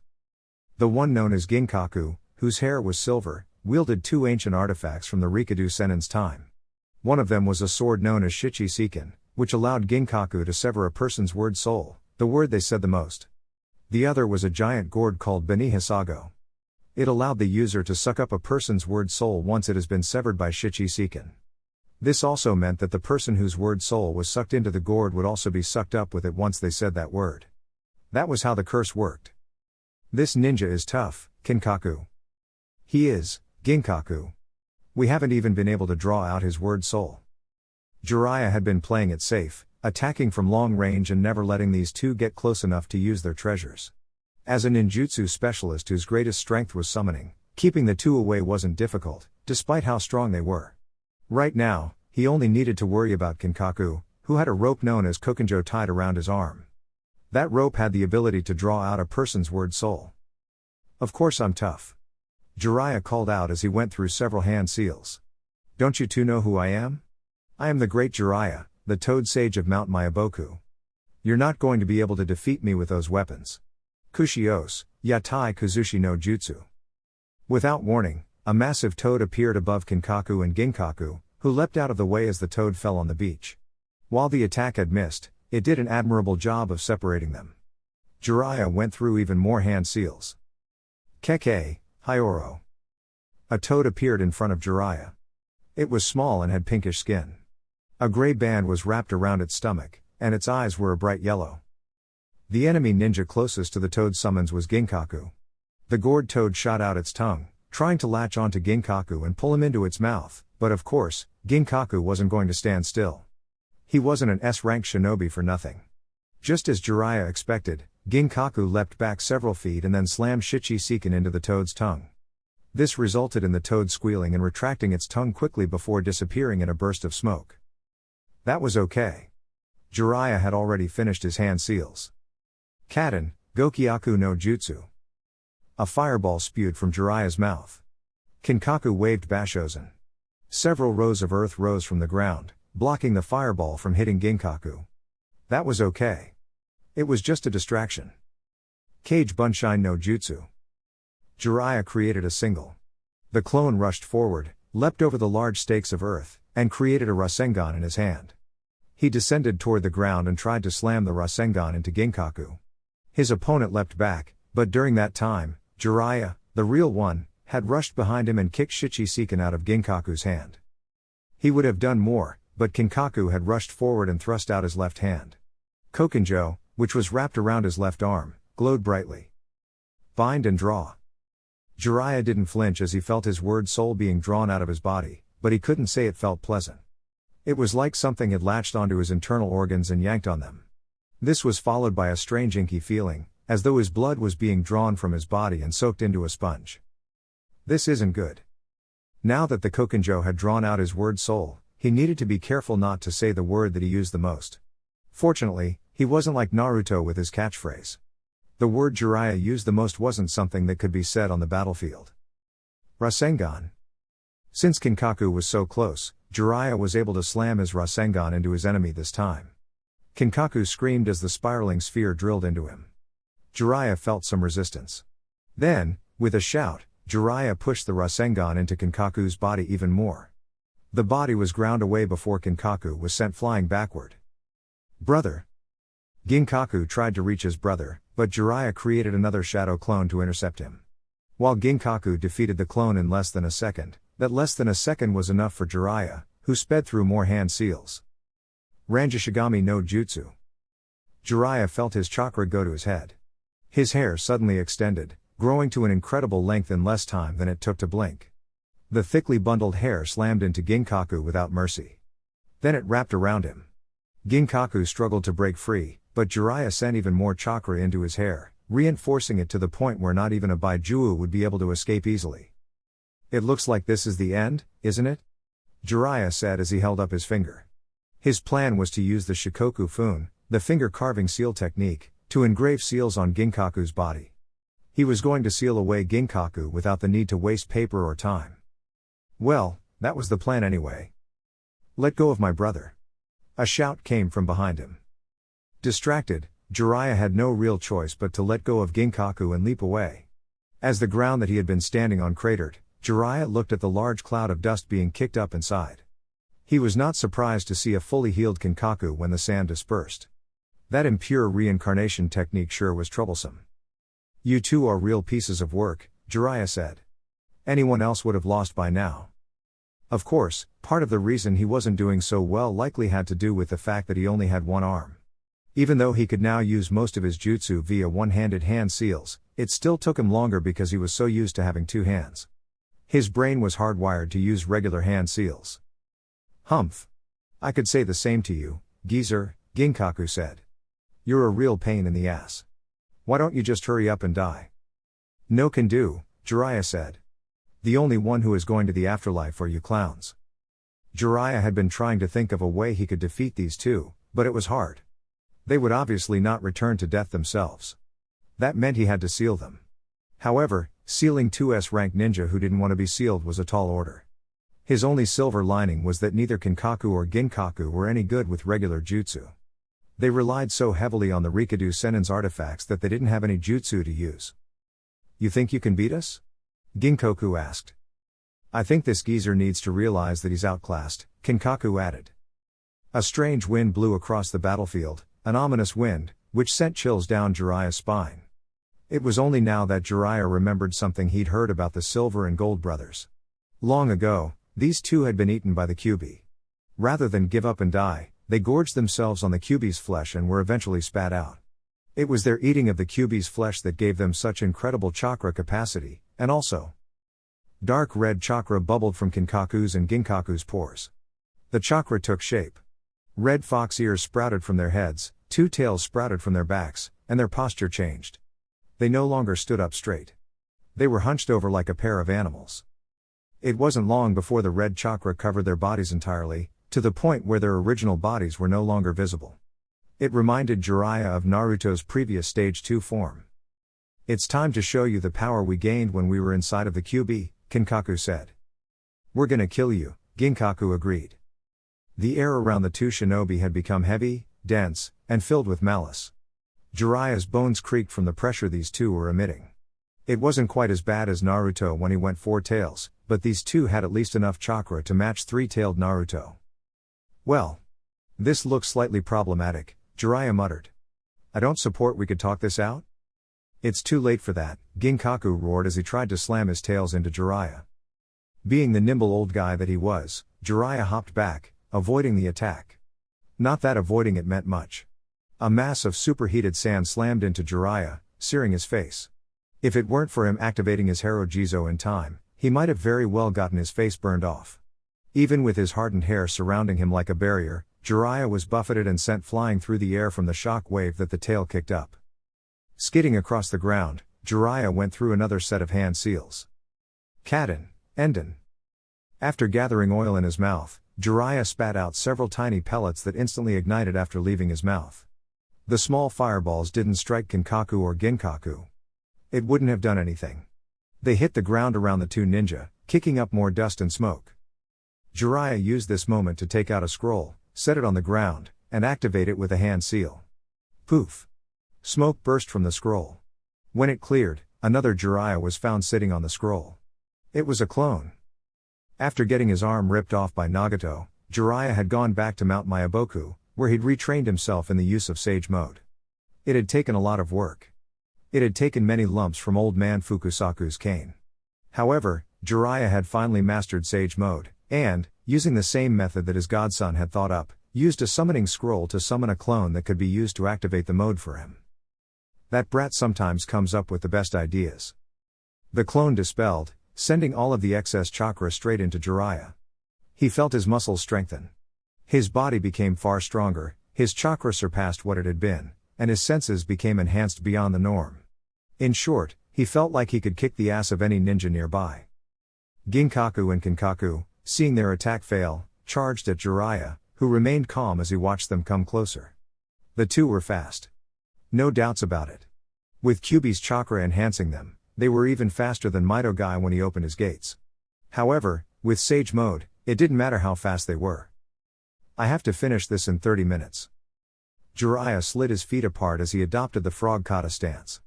The Gold and Silver brothers were barely 5 meters away. He took a deep breath. 3 meters. Preparing himself, Jiraiya counted down in his head. 2 meters. It was time. 1 meter.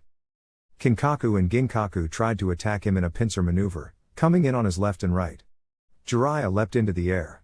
The two stopped themselves before they could hit each other, but they could do nothing as he launched a kick at their heads. Bang! Ginkaku and Kinkaku were blown away. Even though Jiraiya's feet didn't hit them, the effects of Sage Mode ensured that they were hit anyway. As he landed back on the ground, Jiraiya decided to go after Ginkaku first. Shikoku Fun. As master at sealing, Jiraiya's skills when it came to seals was second only to Naruto. Carving seals into someone else's skin was an easy task for him. That's exactly what he did here. Emitting chakra from his index and middle finger, Jiraiya carved a seal into Ginkaku's back. He needed to use more chakra than normal, and his finger burned like it was being set on fire as he touched the corrosive chakra, but he managed to complete the seal thanks to Sage Mode. "What is this?" Ginkaku shouted. "A seal that I made up 2 seconds ago," Jiraiya shouted back, grinning as he slammed his only remaining hand into the seal. "Edo Tensei, Fun. Gra. Brother." The seals on Ginkaku's body rapidly spread from Jiraiya's hand to the rest of his body. They formed a series of chains that wrapped around him like snakes of ink. It wasn't long after the seal spread that the Kyuubi's chakra receded back into Ginkaku, withdrawing and leaving the former Kumo ninja in his original state. The seals continued moving, continued expanding, until they eventually covered his entire body in black ink. Ginkaku flopped several times as though trying to escape. It wouldn't do any good. Jiraiya might not have been able to release the impure resurrection technique, but that seal would keep his enemy from breaking free regardless of how strong he was. Damn you, Kinkaku roared as he tried to crush Jiraiya with his tails. Jiraiya dodged the tails, hopping back and forth as he created a shadow clone and then created a Rasengan. The clone worked in sync with him. The Rasengan in his hand became bigger, much bigger. It expanded in size until it was nearly 2 times the size of him. Once it was that large, Jiraiya leapt into the air, the clone sacrificed itself to provide a distraction, and he descended toward Kinkaku with his hand thrust out. Senpo, Chudoma Rasengan. Jiraiya had never used this jutsu before. The Rasengan was created by swirling chakra together in many directions and condensing it. This worked along the same lines, except it was hundreds of times more powerful. The shock wave that was unleashed when the Rasengan struck Kinkaku was massive, strong enough that it slammed into Jiraiya, its creator, without mercy. He grunted as he was sent flying into the sky. From so high up, he had a bird's eye view of what happened with his attack. Traveling across the beach was the shock wave itself. It tore apart the ground, an expanding cloud of sand that shot in every direction like a storm. Every battle that had been taking place near him was interrupted. The ninja and white Zetsus were all swept by the shock wave and sent sailing. In the center of this shock wave, where his Rasengan had struck, a giant sphere of chakra continued to grow. It increased in size. 1 meter in diameter. 2 meters. 3. 5. 10. Meanwhile, the shock wave struck the cliff of the beach head. Jiraiya, still in the air, winced as massive cracks spread along the cliff. Large chunks of rock fell, only to be destroyed by the fierce winds that his jutsu kicked up. This is a lot more powerful than I had expected it to be. Most of the cliff was destroyed by now, and as the explosion from his jutsu dispersed, Jiraiya could see that the beach didn't exist anymore either. It was gone. Completely. As though it had been wiped from the face of the earth. Now all that remained was the sea. Jiraiya landed on the ground at what was now the edge of the newly reformed cliff. He looked at the vast expanse of sea and scratched his head. I wonder if that destroyed Kinkaku's body so completely that he can't even reform, he mumbled. He didn't know everything about the impure reincarnation technique, it was not a technique that he had studied in depth. However, from what he knew, the body of any ninja resurrected from that technique should be able to reform their body no matter how damaged. However, what if the body was no longer even around? Could it revive if it had been reduced to molecules? Jiraiya. An angry female voice said from behind him. Turning slowly, oh so slowly, Jiraiya found himself looking into the irritated face of one Tsunade Senju. Ah. Tsunade. Would you mind telling me why you decided to destroy the beach like that? Tsunade asked. Jiraiya gulped as he realized that he might be even more screwed now than he was before. He already missed the gold and silver brothers. Zox. Tenten, Rock Lee, and Neji moved alongside Naruto, leaping through the trees. They were heading in the direction that Itachi and Nagato had come from. Chances were good that the Akatsuki base was located somewhere in that direction. Naruto, Neji said. There's a person several kilometers ahead. What do they look like? Asked Naruto. Long red hair, not very tall. She has 2 different types of dujutsu. 2 different types of dujutsu. Be prepared for anything, Naruto said out loud. He received a chorus of hi. From Rock Lee and Tenten. Neji nodded as he prepared to engage in this new enemy. Naruto also prepared himself. He was sure he knew who they were coming up on, though he also knew that he could be wrong. Shinra Tensei. Scatter, Naruto shouted. Everyone leapt away from the tree branch just in time, for the tree branch exploded in a shower of bark and wood splinters. Naruto landed on another branch several meters away. Neji had landed with him, but Rock Lee and Tenten ended up separated from them. Banshu Tenon. Naruto felt a tug on his body seconds before he was yanked through the air. Clicking his tongue, Naruto stuck out his arm and created a Rasengan in the palm of his hand. It wasn't long before he found the person who was trying to pull him to her. It was the girl who'd been with Sasuke. Just like Neji had said, This girl had two different eyes. Her left eye was the red of a Sharingan and her right had the Rinnegan in it. Thrusting out his hand, Naruto watched as the girl, Karen he thought her name was, leapt away when she realized that he was attacking her. His Rasengan plowed into the ground.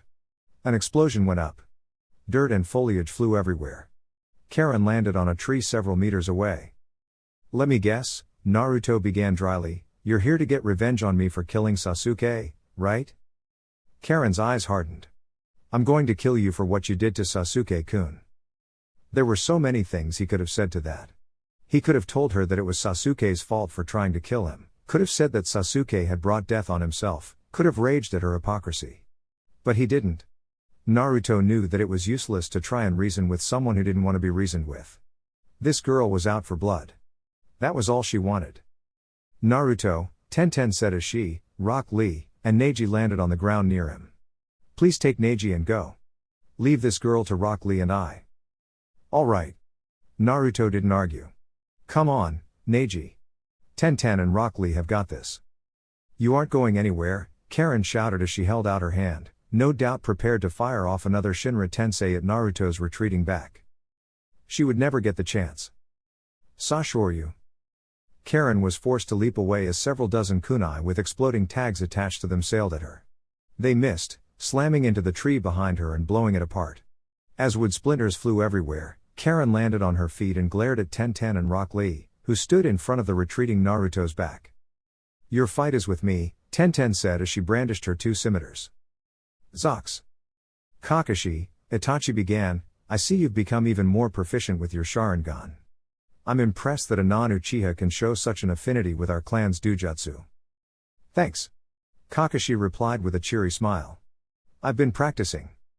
Unlike most shinobi battles, which were fraught with jutsu flying everywhere and mass destruction, their battle was relatively non-destructive. He and Itachi had been attacking each other with genjutsu and sometimes taijutsu. They'd messed with each other's visual perceptions, changed their sense of direction, and occasionally struck each other with fists and feet. So far, neither had been able to land a decisive blow on the other. It shows, Itachi complimented as another one of his illusions was dispelled by Kakashi. Tell me something, Kakashi said, do you hate Naruto? Itachi sighed. I had a feeling you would bring this up. It is true that I'm angry at Naruto for killing Sasuke, but it's not as if I hate him for what happened. I watched after Naruto for a few years when I was still in the Anbu. I know he isn't the kind of person who would kill his friend unless he wasn't given a choice. In truth, I blame myself for what happened to my brother. Perhaps if I was stronger, if I hadn't fostered Sasuke's hatred, if I had discovered another way, then maybe Sasuke wouldn't have turned out the way he did. I see. Kakashi grew quiet for a moment. He was molding his chakra and didn't want Itachi to notice. I'm glad to hear that. A clone sprang up from behind Itachi, kunai in hand, prepared to impale Itachi through the back. However, the moment the kunai struck him, the Uchiha burst into ravens. Kakashi knew that this was another illusion. He didn't know what kind of genjutsu this was, but he wasn't going to let it take hold. He used his Sharingan to dispel it. Itachi was suddenly right in front of him.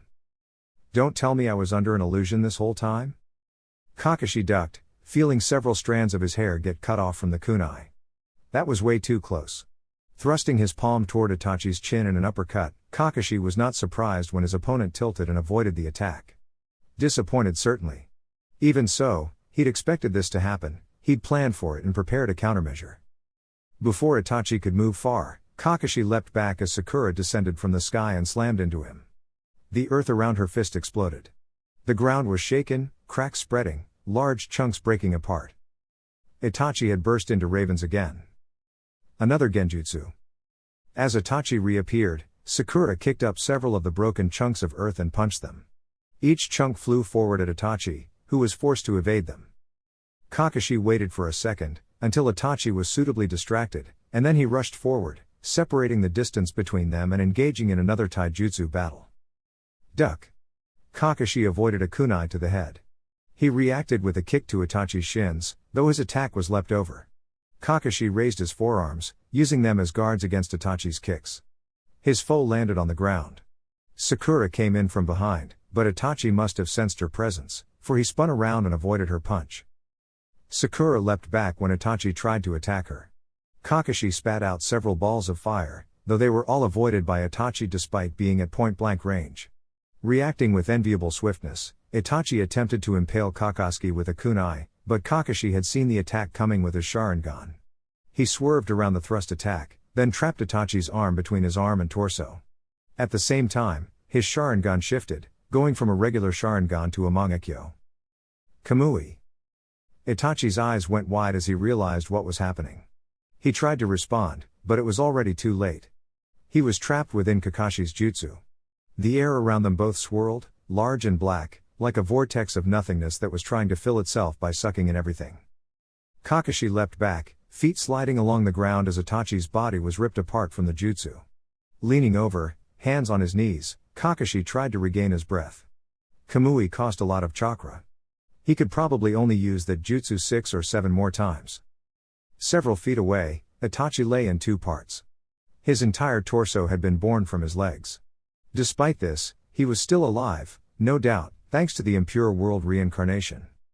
"You really have grown strong," Itachi said, and even as he spoke, his body was being healed. Particles floated through the air. They coalesced around Itachi, reforming his once broken body. "I don't support I could convince you to stay down," Kakashi offered. "I'm afraid not," Itachi replied as he stood back up. "I thought that would be the case," Kakashi sighed. "Ninja like him never had it easy." Zox. This had to be the place. Naruto studied the cavern walls as he and Neji walked along what seemed like a multi-passage corridor. There wasn't much to look at. As they walked, their footsteps echoed all around them. It seemed abnormally loud, this sound, which rang in his ears like someone continuously banging a gong. "Naruto," Neji said, suddenly stopping. "There are 2 people up ahead. One of them is in this direction, and the other is in that direction." Neji pointed at 2 different passages, which separated about a meter in front of them, both passages becoming too dark for even Naruto to see for more than a meter or 2 in. These passages reminded him of the mouth to a monster. "What do these 2 look like?" asked Naruto. "One of them is wearing a swirl mask. That would be the one calling himself Madara." Naruto nodded at Kurama's words. "And the other?" "He's wearing a hood." Neji narrowed his eyes. "He has snake-like patterns on his skin, almost like his skin is made of scales. He also has a tail." "A tail?" Naruto thought that sounded familiar, but he couldn't place who it might be. "What's he doing?" "It looks like he's staring at a board with pebbles on it." "Yeah. Not ringing any bells. Still. Go after that guy. He might be the one who's using the impure world reincarnation. If possible, make him release the jutsu. If not, capture him alive so we can have someone else force him to release it." "All right." Neji nodded. "Be careful, Naruto." "Yeah, you too." Zox. Konan had been doing her best to keep Nagato's attention on her, flitting about through the air, making him attack her with his jutsu. Yu Gao was somewhere within the forest. The reason Konan was trying to keep his eyes on her was so her partner could sneak up and attack. Nagato's aim wasn't as good as it could have been. This Nagato was crippled, his body emaciated. He looked up at her with his Rinnegan eyes visible through parted red hair. He held out a single hand, finger splayed. Banshu Tanin. Konan felt the tug as Nagato's technique yanked her toward the ground. She knew more about this jutsu's flaws than anyone save Nagato himself. Instead of trying to fight it, she flew forward, toward Nagato and prepared one of her own jutsu. Kami Shuriken. Thanks to Nagato's Banshu Tanin, all of the shuriken flew at him far faster than they would have otherwise, though this was Nagato. He probably knew she would do this. Indeed, after he finished his first attack, he raised his other hand at her. Shinra Tensei. Konan swerved out of the way, barrel rolling through the air like a mad woman. All of her shuriken sliced through the airspace she'd been flying. Paper Chakram. Holding her hands over her head, Konan gathered paper, large quantities which swirled around her head, forming a large chakram. These slips weren't regular paper but paper bombs. She threw the chakram at Nagato, who didn't even bother to move. His body opened up as though he were made of machine parts instead of flesh and blood. Then several dozen missiles shot from him, striking the chakram and exploding. The paper was shredded. It tried to scatter, blowing to the 4 winds, but Konan channeled her chakra and exerted influence over the paper. She moved her hands like a conductor leading an orchestra. The paper quivered before shooting at Nagato, who leapt backwards just in time to avoid the massive explosion that followed. He knew I was using paper bombs? Of course he did. This is Nagato. Konan sent more chakra into her paper bombs, launching them at Nagato in groups of 2 and 3s. Rather than dodging, Nagato raised his hands and a shield sprang up around him. The paper bombs exploded against the shield, detonating with an earth-shaking rumble. Konan didn't stand still as Nagato was consumed by flames. She flew away, knowing better than to assume he'd been defeated by something like this, and indeed, a second later, she heard a shout from within the fire. Kushios no Jutsu.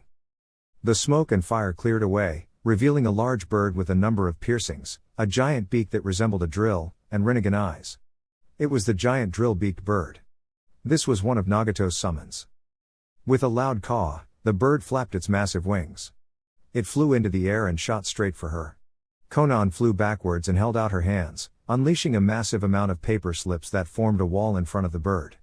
This didn't do much. It broke through with ease. However, Konan went through several hand seals, and suddenly, all of the paper that the bird scattered slammed against it. The paper slips bound the bird, which tried to fight to no avail. Konan formed another hand seal. Kai! Fierce wind slammed into her as the detonation displaced the air in front of her. Konan flapped her wings to keep steady, watching the fireball from her paper bombs. She hoped that would be enough to defeat this thing. As the fire dispersed, Konan saw that the bird was gone and breathed a sigh of relief. That was too close. Now to deal with Nagato. Konan looked down to discover that Nagato was already in combat with Yu Gao, who must have tried to launch a sneak attack while she'd been fighting the summons. The woman was doing her best. Her blade struck at Nagato swiftly and without pause, a mere blur of silvery luminescence. This did very little. Nagato was using the Asura path. His body glistened with augmented mechanical parts. He raised a hand, which split apart and revealed several dozen metal wires that sought Yu Gao. Though she managed to dodge each attack, one of the wires wrapped around her blade and attempted to yank it out of her hands, while the others came in from behind. They would impale her. Konan wouldn't let that happen. Manipulating her paper to create 6 chakrams, she sent them all sailing at the wires. Nagato was so busy fighting Yu Gao that he didn't notice them until they had already sliced through the wires. He jumped back, but Konan sent her chakram at him while Yu Gao threw the wire off her sword and attacked from the front. Shinra Tensei. Spinning around, Nagato released a large shock wave of chakra that slammed into Konan's chakram and sent Yu Gao flying. As her partner skid along the ground, Konan landed next to her, the wings on her back retracting. I'm impressed by how well you two work together, Nagato said. Konan, it seems you and she have become familiar with each other. We have. Konan allowed. Yu Gao is a part of my family, so it's only natural that we would. I see. Nagato closed his eyes and smiled. You've found happiness. I am glad. I have always wanted to apologize for what I did. I pushed you and everyone else away. I allowed Madara to use me. In the end, all that did was make me susceptible to betrayal. I'm glad you left before that happened. Konan felt an acute pain in her chest, like a stake being driven through her heart. She took a slow, shuddering breath, and said, I had been hoping to save you. Naruto and I had been so sure we could do it, but then the war happened. That was my fault, Nagato told her. You can't blame yourself for what happened to me. I was the one who lost my way. Nagato. It seems this battle will not end unless you manage to seal me, or the person who resurrected me releases the technique, Nagato said. I am sorry, Konan. I wish we didn't have to battle. Me too, Konan said before. Once more, the entire area became engulfed in the sounds of combat. Zox. Rock Lee charged at Karen while Tenten unwound a scroll from which several dozen weapons were stored. Kaifu no Jutsu. Nearly a dozen weapons of varying size flew at Karen. Swords. Kunai. Shuriken. Maces. Scythes. Their sharp tips gleamed brightly in the sparse amounts of sunlight that filtered through the canopy. Karen raised her hands. One was pointed at the weapons. The other was pointed at Rock Lee. Shinra Tensei. Rock Lee knew of this technique, but even though he knew what it did, that didn't mean he could dodge while moving at this speed. Something invisible slammed into him. It was an incredible force. Rock Lee would have screamed as he was pushed back by the powerful invisible attack, but he couldn't even do that much. He was slammed into a tree, which shattered under his back. Then he hit another, another, and another. Despite how his body ached from that attack, Rock Lee didn't give in. He reoriented himself. Landing on the ground, he skidded backwards for several meters before stopping. Crossing arms, he took a deep breath, and then released his power. Kaimon. Kai. He felt the constraints in his brain disappear. Power flooded his body as his muscles, held back by his own mind, gained their full strength. Cumin. Kai. More power. Rock Lee's body was rejuvenated. Energy flowed through him, unlimited and powerful, like a mighty hurricane. Over by Karen, Tenten was using Sagu, Tensasai, a technique where she tossed a scroll over her opponent's head and unleashed hundreds of weapons, which rained down from above. They didn't seem to be doing much. Karen had both her hands raised. A barrier of some kind was keeping the weapons at bay. They struck the invisible shield. Despite how it looked like Tenten's attack was ineffective, Karen was wincing, proving that she was having trouble. She must be running out of chakra. Simon. Kai. Blood pumped through Rock Lee at an accelerated rate. Like a mighty river, it flowed through his body, moving swiftly to increase his power. Were he to look in a mirror, he knew that his skin would have been dark red. This should be enough. Bending his knees, Rock Lee shot forward. He was on Karen within seconds. She noticed him. She was looking right at him with her Sharingan eye. However, from the way it widened, her body was not accustomed to the speed he had moved. It was just like with Sasuke during their bout before the Chunin exams. Even if she could see him, she wasn't fast enough to react. He slammed his foot into her chin, sending the girl rocketing into the air, and then leaping after her. Rock Lee hit her again. And again. Again. Each strike sent her further into the air. Finally, he appeared above her and slammed an open palm into her. Uro Renge. It wasn't even a second later that Karen struck the ground head first. Dust flew everywhere. Fierce winds made Tenten cover her face. Rock Lee landed beside her, staring into the expanding cloud.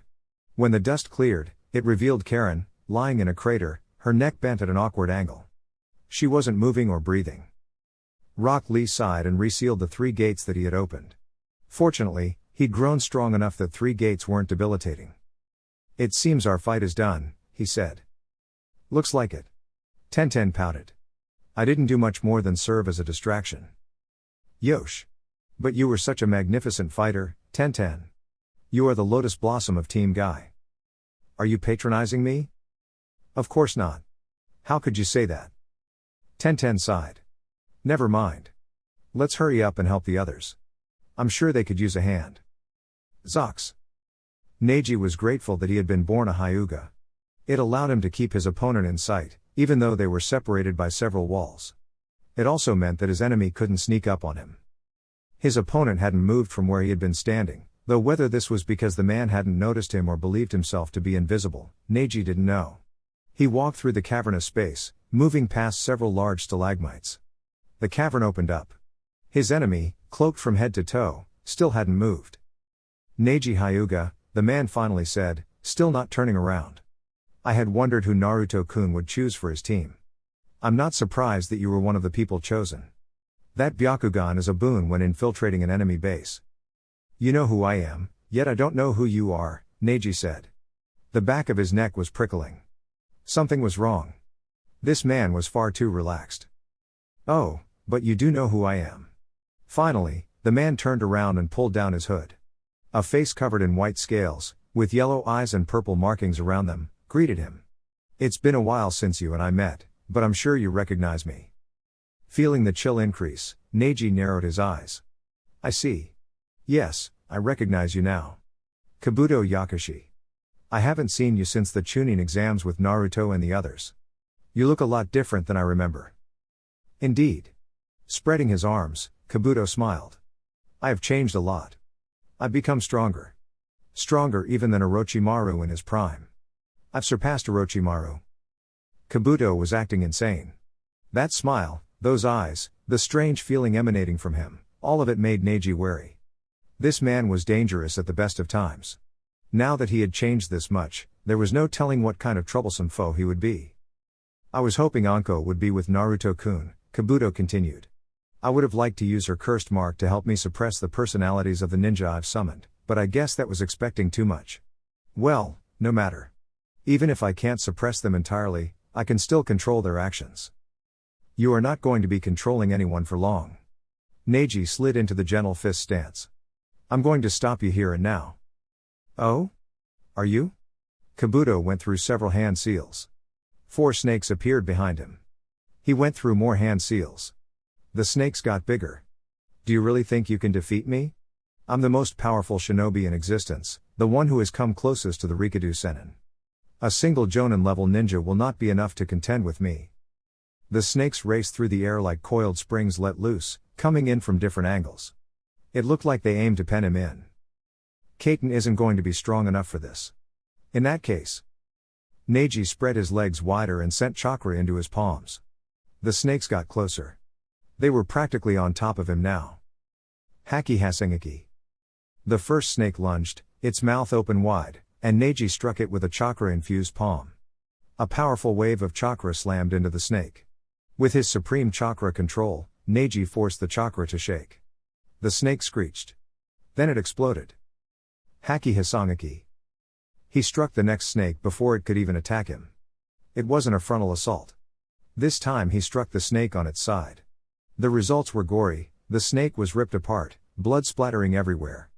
Neji spared himself the fate of being covered in red by leaping backwards. The remaining 2 snakes attacked in a pincer maneuver. Haki Hyaku Nayuhachi Sho. Neji struck the snake on his left twice. It jerked back as though stung. He spun around, striking the snake that was now behind him twice, causing it to also rear back. Neji turned again. The other snake was closing in once more. 4 strikes to the nose sent it reeling. A split second later, Neji was once more turning around to face the other snake. 8 strikes. 8 large red welts appeared on the snake's face as the chakra did its damage. 16. 32. Neji continued assaulting the 2 snakes with increasingly fast palm thrusts. Red welts appeared all over their scales, signs that the chakra he was injecting into them was doing damage. His attacks weren't attacking the outside, but the inside. Capillaries were bursting. Blood was boiling.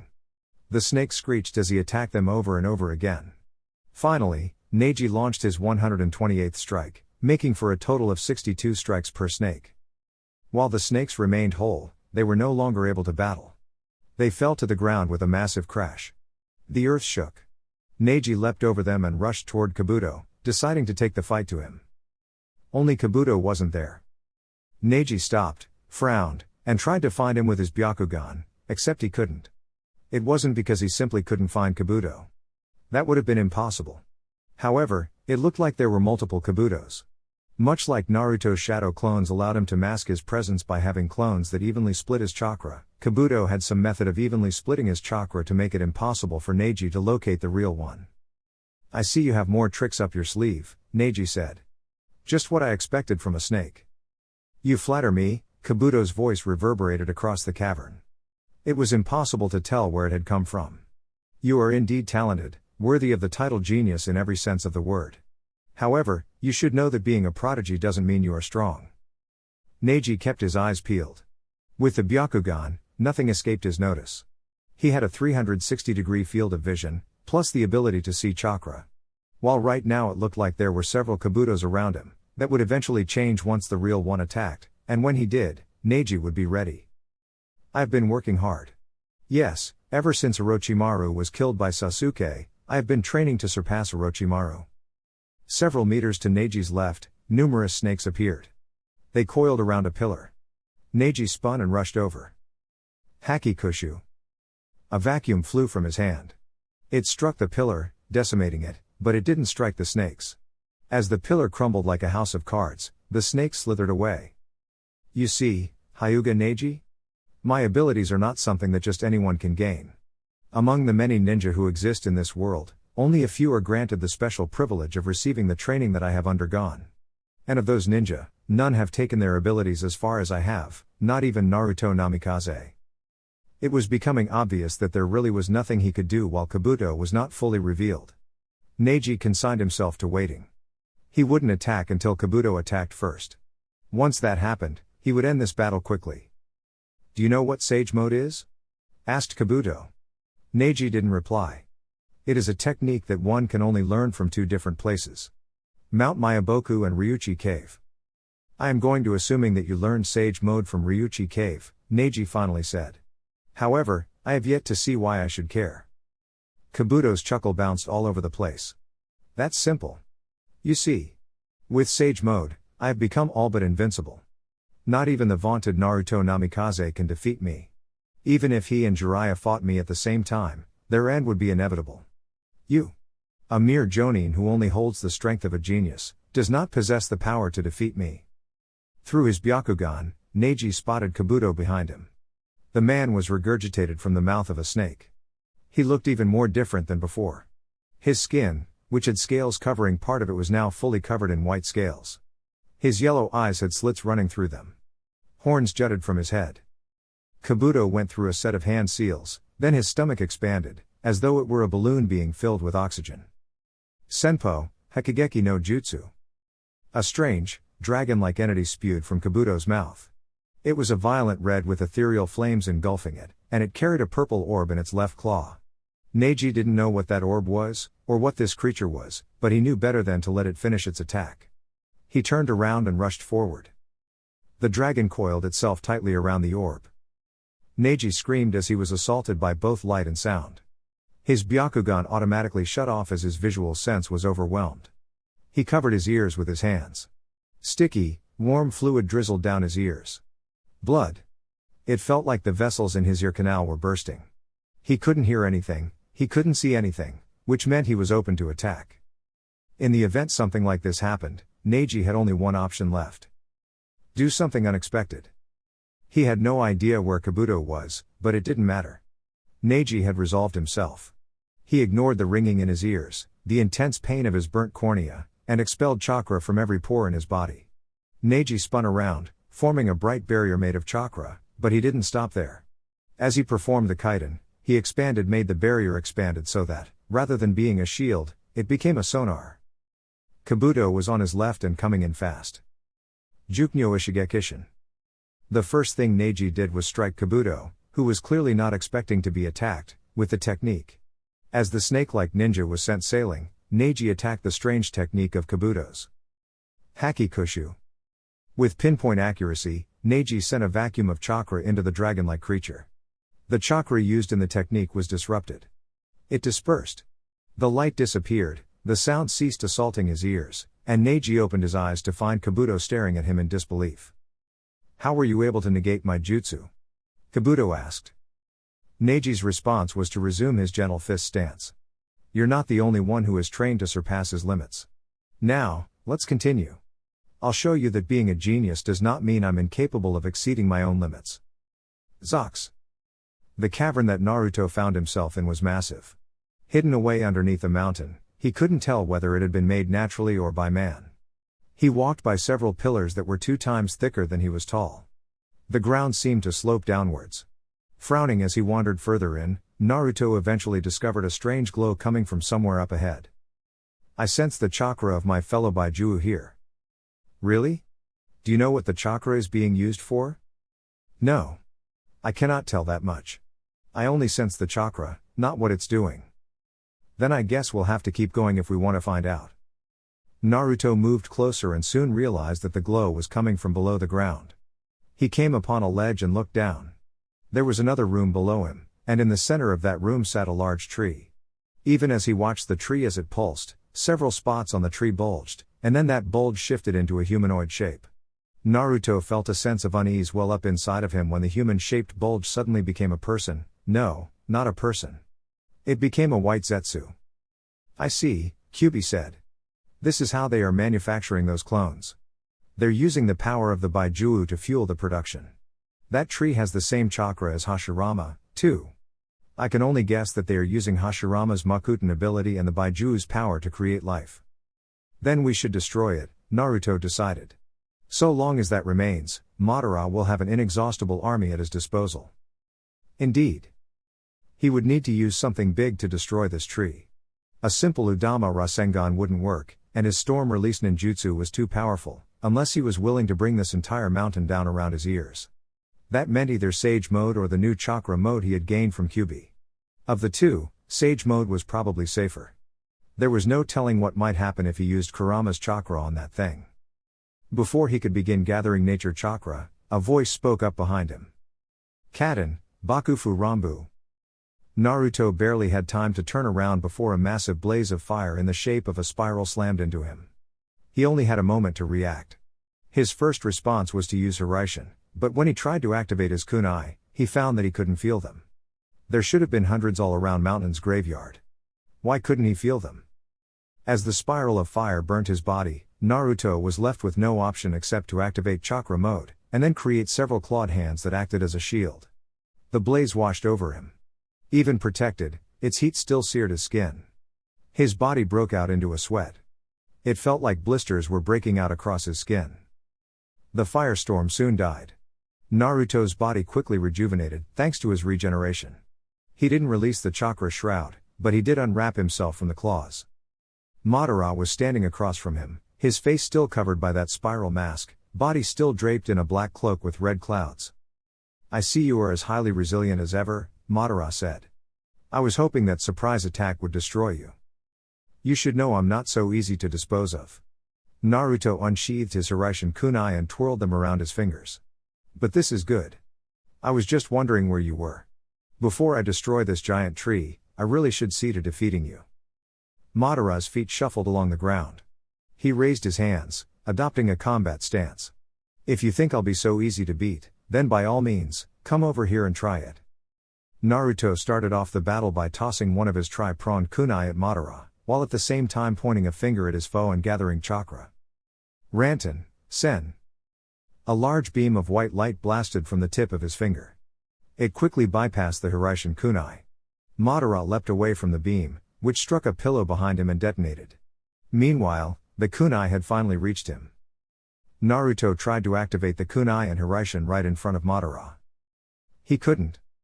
"What's going on? Are you having problems, Naruto?" asked Madara. "Something is wrong. Hiraishin isn't working." "Of course not," Naruto said. "You should know by now that I never have problems." "Oh?" Madara tilted his head, then shrugged. "Then I guess you're not wondering about why the Hiraishin isn't working?" Those words caused Naruto to narrow his eyes. So, the reason he couldn't use Hiraishin had to do with something this man had done. Naruto couldn't think of a way to block, negate, or otherwise cancel out his ability to teleport between kunai, but that was merely because no one had tried to. There could have been a manner of making it impossible to use Hiraishin via a seal that disrupted the shiki on the kunai, or perhaps destroyed the flow of chakra between him and the kunai. Regardless of how, what this meant was he wouldn't be able to use Hiraishin during this fight. That was fine. He had other methods of combat. Raiten, Byakurai. A lance of lightning blasted from Naruto's finger. Madara dodged it, of course, but Naruto predicted how he would move and went through a series of hand seals. Fuuten, Mugen Daitapa. Naruto expelled a large gust of wind from his mouth, which blasted across the ground and caused several pillars to crumble. It never reached Madara. Before it got even halfway, a large black hole opened up in front of him. The jutsu was sucked inside. Madara went through his own hand seals. Kaden, Hosenka no Jutsu. Several fireballs spewed from Madara's mouth, but Naruto summoned a wall of water to block the attacks. As steam rose up all around them, he decided to use the chakra shroud to close the distance quickly and finish Madara off. Shinra Tensei. What? Naruto was not prepared for the powerful force that slammed into him. He was blasted off his feet, crashed back first into a pillar. Pain exploded in his back. Due to the force, bile rose up in his throat, which he coughed out, along with several globs of blood. Kneeling on the ground, Naruto glared up at Madara as the masked man lorded over him. "I see what's going on now," Naruto mumbled. "I knew when I saw that Karen had the Sharingan and Rinnegan that you were somehow responsible for it. I should have known you would implant a Rinnegan into yourself." "You really should have," Madara agreed. "That you didn't only proves how stupid you are. Says the man who lost to me last time we fought," Naruto retorted. "Our battle will be different this time," Madara said. "You no longer have the advantage now that I have both the Sharingan and the Rinnegan." Naruto activated his chakra shroud. Kurama's chakra flooded through his body, flowing into him and enhancing both his chakra and physical strength. He stood up and wiped the blood from his mouth. Just because you have a shiny new eye doesn't mean you'll be able to defeat me, Naruto said.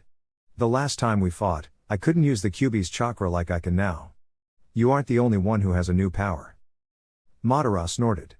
Then I suppose we'll see whose power is stronger. Naruto felt like he was in an old-fashioned standoff, except without the giantess summons. He and Madara glared at each other from the distance that separated them. This would be their last battle. He knew this, and he was sure his enemy also knew this. Whoever won here would bring victory to their side. No pressure. Zox. The battle had become heated, though it had also taken a turn for the worst. Konan and Yugao had done everything they could think of to defeat Nagato. No matter how many tactics they tried, nothing worked. Nagato overpowered her paper ninjutsu, avoided Yugao's kenjutsu, and fought back with Rinnegan abilities that exceeded them both. This was in spite of the fact that he was still a cripple. Shikigami no Mai. Konan turned herself into paper. One by one, sheets of paper peeled off her body, until she disappeared entirely. The paper encircled Nagato, who remained where he was, his expression calm, unruffled. Even when all of the paper slammed into him as though to bind him there, he didn't so much as squeak. Kage Bunshin no Jutsu. Yugao created 2 shadow clones, and then proceeded to launch an assault on the now bound Nagato. The clones moved in on the left and right. They closed the distance quickly. Meanwhile, Yugao leapt into the air and, raising her sword above her head, swung it down. Mikazuki no Mai. At the very last second, just before she and her clones attacked, Nagato broke out of the paper. He held out his hand and said, Shinra Tensei. Yugao cried out as she was struck by an invisible force. She flew through the air in a parabolic arc. She would have struck the ground, but Konan quickly reappeared from within several sheets of paper and caught her. They both sat down on the ground several meters from Nagato. Thanks, Konan. You're welcome. Damn. Yugao bit her lip. Your friend is just way too powerful. There's no way the two of us can defeat him on our own. I've come to the same conclusion, Konan admitted. We might not be able to beat him. However, we can at least keep him from attacking everyone else. Konan flapped her wings and took off into the air. Down below, Yugao went through a number of hand seals as Konan launched several paper shuriken at Nagato. Katen, Hosenka no Jutsu. Yugao spat several fireballs from her mouth, which struck the paper shuriken, turning them into flaming projectiles. Nagato held up his hand. The projectile struck a shield, the fire quickly shrank as he absorbed the chakra, and then the paper vanished as well. During the time Nagato was dealing with the jutsu, Yugao closed the distance. She swung her sword. It missed. Growling as Nagato leaned back, she attacked again and again, with each swing of her blade flowing into the next attack. The air whistled as she bit into it with her katana. However, no matter how many times she struck at him, she never hit her mark. Shinra Tensei. Yugao had expected him to use this jutsu. It was his go-to technique. She quickly replaced herself with a rock by his feet. Appearing below him, she swung her sword again. Clang! It was blocked by a forearm that had suddenly transformed into a metallic weapon of some kind.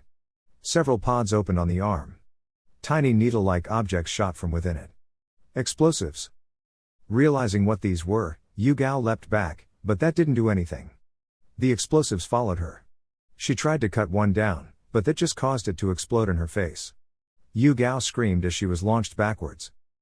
Yugao. Konan shed paper. It flew off her body and created a wall in front of Yugao. The remaining explosive struck the wall and detonated. The paper wall nearly blew up, but Konan reinforced the wall with her chakra, forcing it to remain intact. However, by focusing on protecting Yugao, Konan had left herself open. Ah! Something exploded against her back. Heat seared into her skin and burnt her clothes. The wings that she had been using to fly lit on fire before turning to ash. With her wings no longer keeping her aloft, and her ability to concentrate shot, Konan fell to the ground. Her world became white with pain. When she finally came to, she had trouble figuring out where she was. Her vision was blurry, her mind was jumbled from pain, and her body was screaming at her. It took a while, but she eventually realized that she was in a small crater. Yugao was standing next to her. The woman had her blade up as though to protect her. High above them both, floating in the sky, Nagato looked down with his hands pointed at them. Konan knew how Nagato operated. He liked creating big craters using Shinra Tensei to display his power. If he did what he always did, then Nagato was going to crush her and Yugao using that jutsu. It looked like this was the end. There was nothing either of them could do. They'd done all they could, fought as hard as they could, but this was all their power had amounted to. Nagato, even crippled, was an immensely powerful ninja. With the impure resurrection granting him unlimited chakra and invulnerability, there really was no chance for them to win. Hey!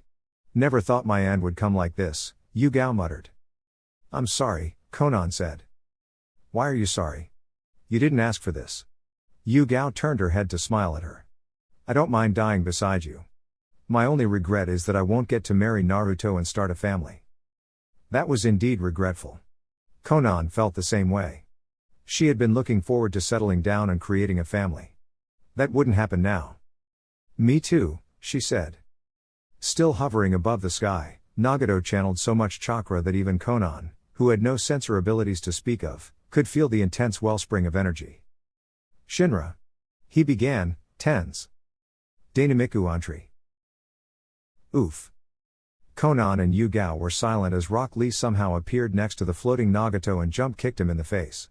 Nagato, having obviously not expected this, went soaring away like one of his missiles. He disappeared in a twinkle of light. Rock Lee landed on the ground. Yosh. That takes care of that. Are you two all right? You haven't lost your flames of youth, have you? Konan and Yugao were so stunned that they couldn't say anything. What the fuck just happened? Zox. Kakashi blocked Itachi's kick with his forearm, cushioning the blow and using the resulting strength to push his foe away. As Itachi stumbled backwards, Sakura leapt in to attack. She threw several kicks and punches. However, Itachi, with his Sharingan predicting how she would move, easily avoided her attacks. After Sakura's last kick, Itachi's Sharingan spun and Sakura suddenly grew glassy-eyed and stopped moving. Genjutsu. Knowing that Sakura was perfectly capable of breaking out of a genjutsu, Kakashi attacked, leaping into the air and launching a series of swift kicks that struck against Itachi's defending arms. He landed back on the ground. Itachi tried to pin him in place with a genjutsu, but Kakashi broke it with his Sharingan. I've been meaning to ask this for a while now, Kakashi said suddenly, but this battle is way too easy. You wouldn't happen to be holding back, would you? Itachi nodded. An astute observations, Kakashi. You are correct. I am holding back. I didn't know you could do that when you've been resurrected. A lull took place in the battle. Itachi seemed to be in no rush to continue. He was even polite enough to explain how Kabuto's jutsu worked. It wouldn't have been possible with Orochimaru's old version of the impure world resurrection, but Kabuto has modified it.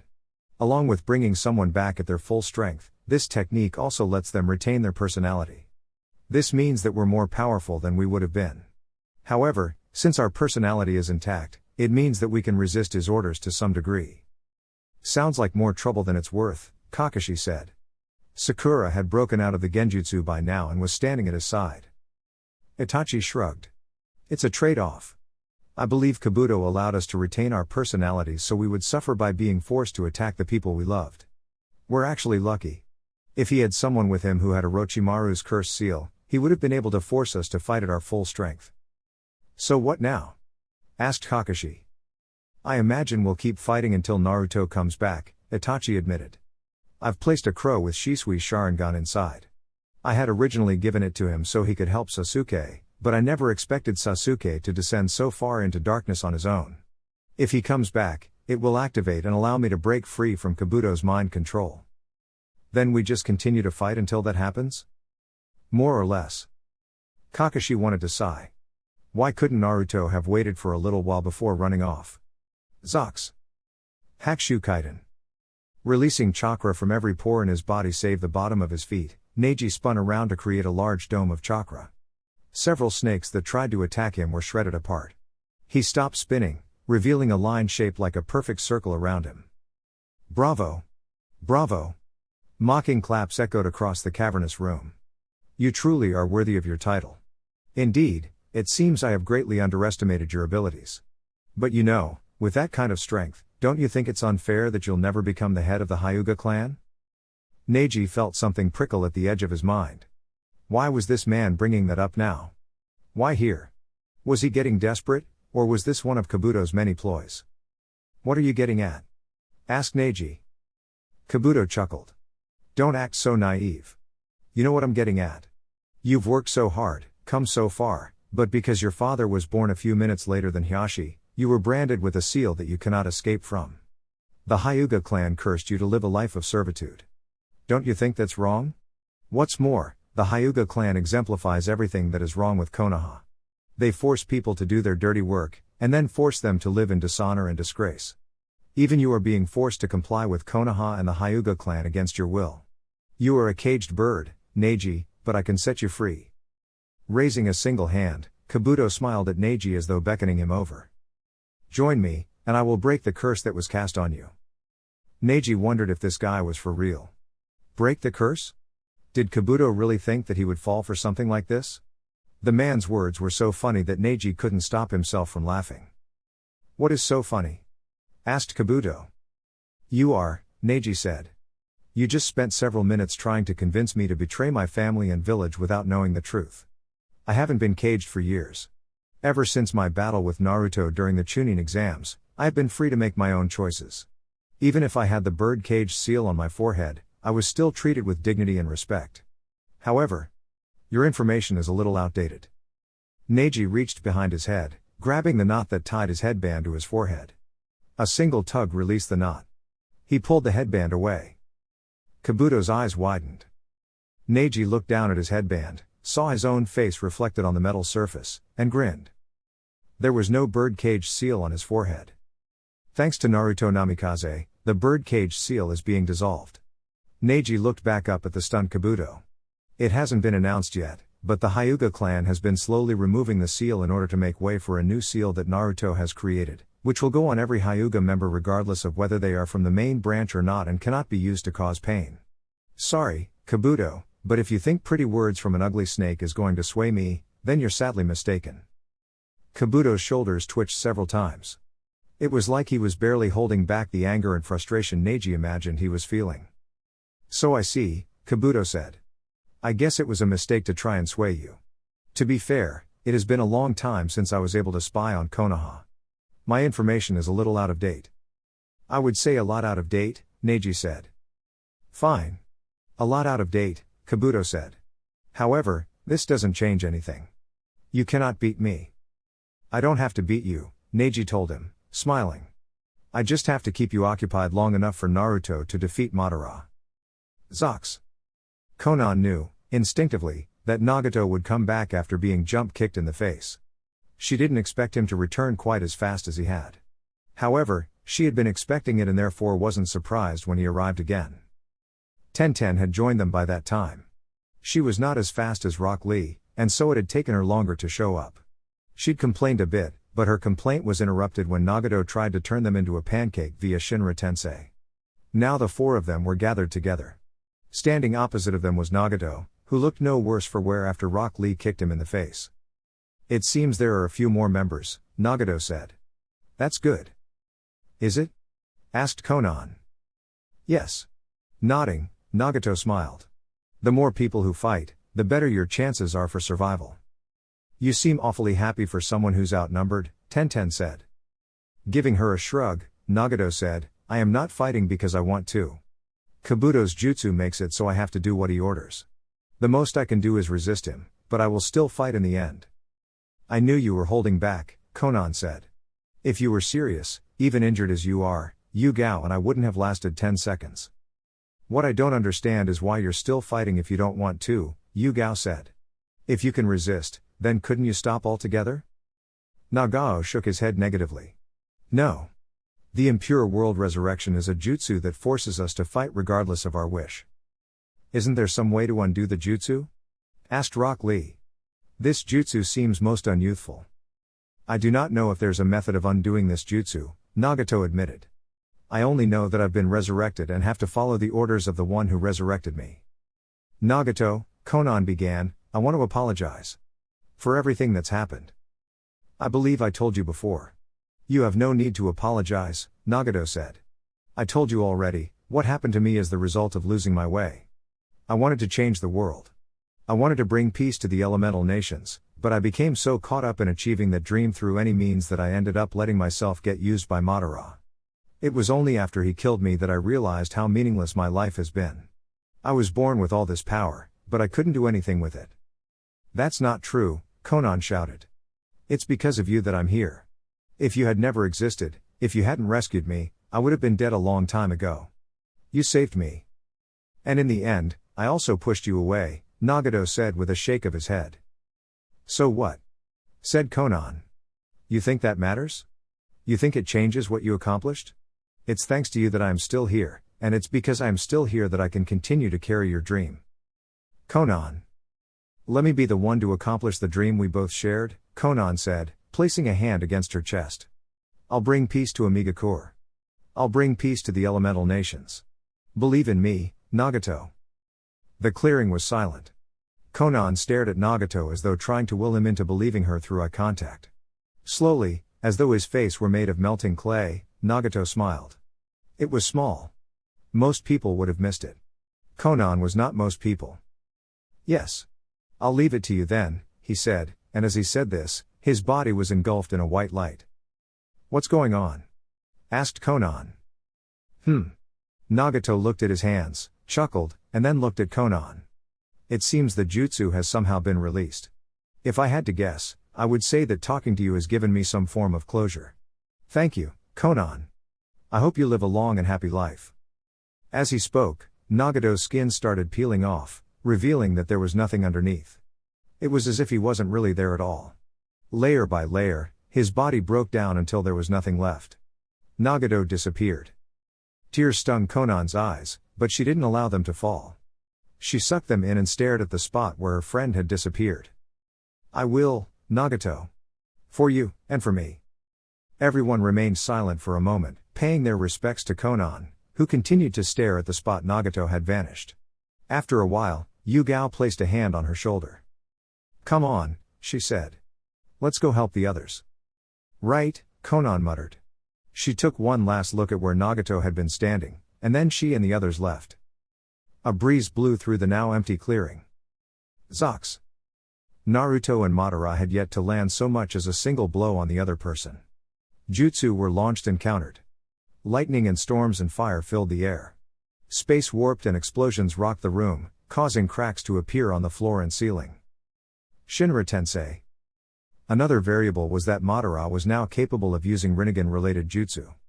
Naruto could only assume that he had stolen the Rinnegan from Nagato after Naruto had defeated him. This posed a problem.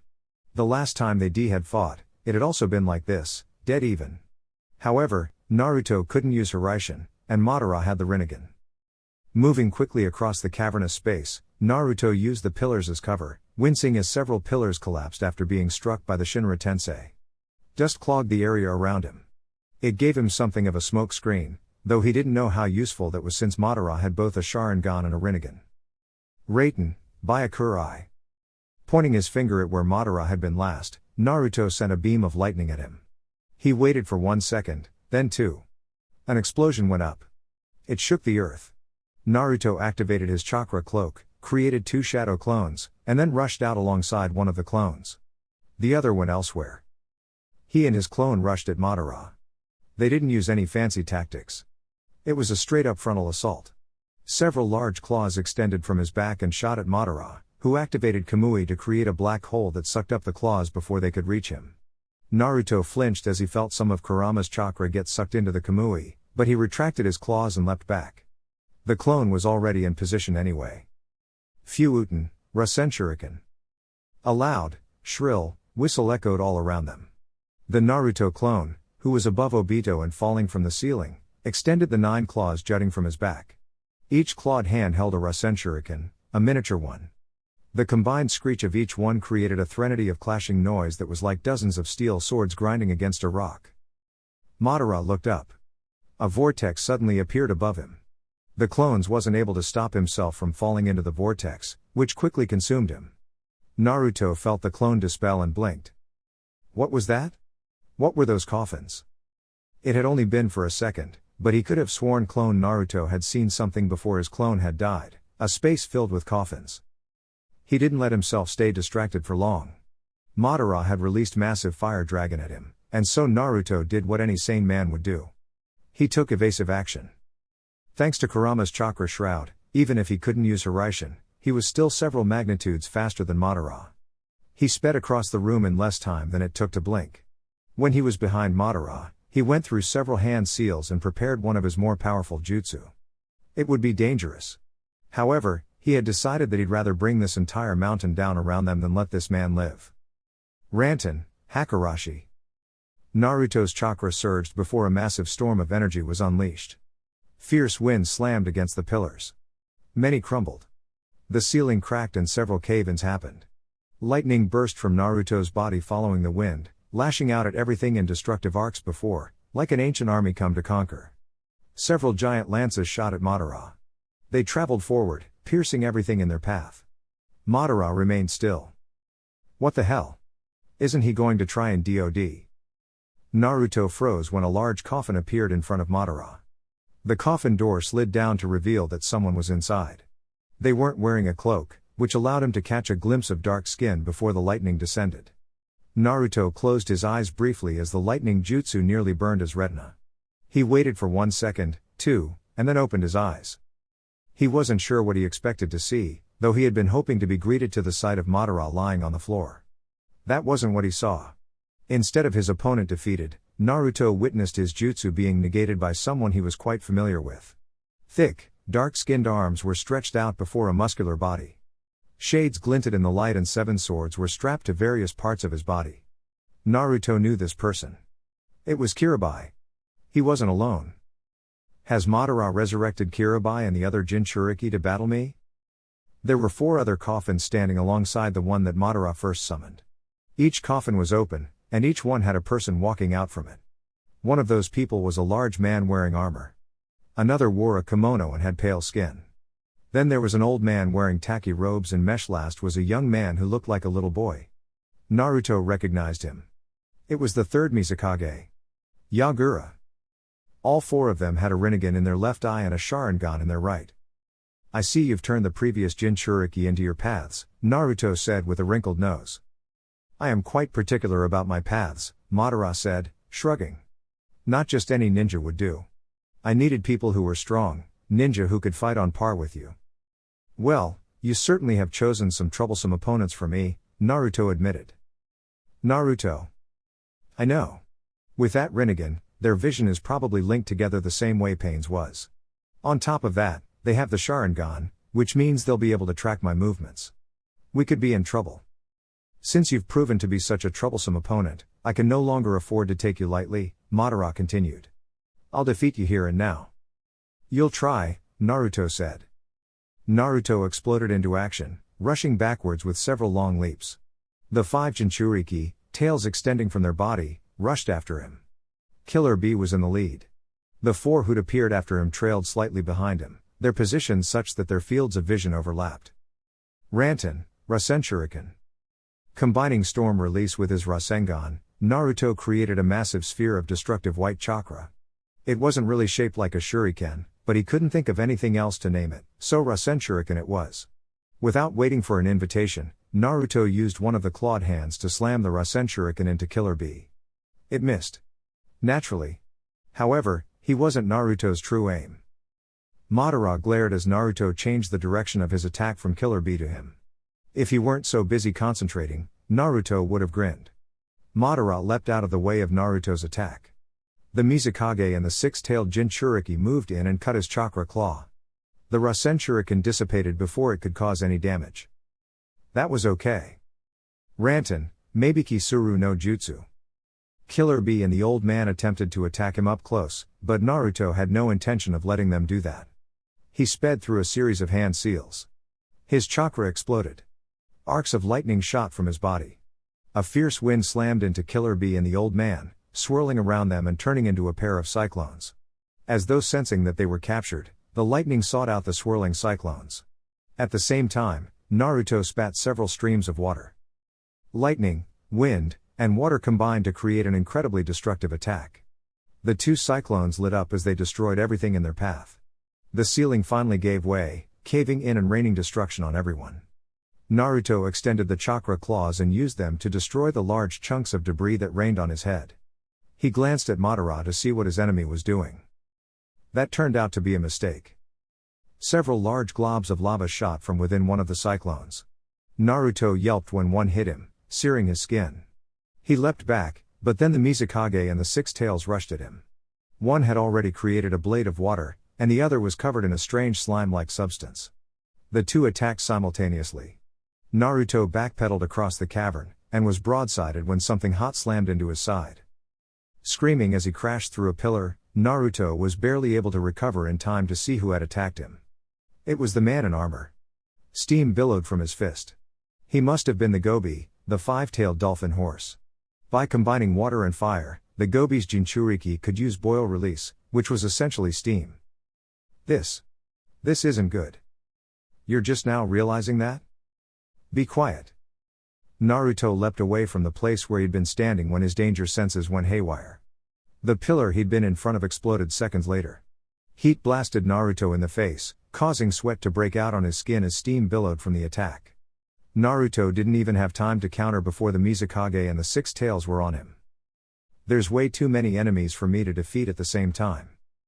We should have expected the previous Jinchuriki to be resurrected. Now we're caught in that man's trap. Fortunately, there is one good thing to have come from all this. What's that? We now have indisputable proof that you're an idiot. Naruto ducked underneath a blade of water, only to run face first into several bubbles. He scrambled backwards, but he wasn't fast enough. One of the bubbles touched him. The resulting explosion threw him backwards, skidding and rolling across the ground. His back screamed, his shoulder cracked, and his face stung as he tumbled like a ragdoll across the floor. This is so not good. In a one-on-one battle, Naruto was guaranteed victory. He was even sure that he could fight these other Jinchuriki 2-on-1. However, battling 5-on-1 simply wasn't possible. Maybe he could win if he could use Hiraishin, but the man calling himself Madara had been prepared and sealed off his connection to his kunai. The question is, how is he doing it? The only way to seal off a technique was to use a sealing jutsu, but there shouldn't have been any way for this man, or anyone, to seal off the Hiraishin. If it was that simple, it would have been done long ago. Was he using a space-time jutsu to disrupt his ability to travel between kunai? What is this? A voice asked from above him. Weren't you saying something about defeating me? What are you doing lying on the ground? Naruto glared at the one who called himself Madara and, snarling, sent a chakra claw at him.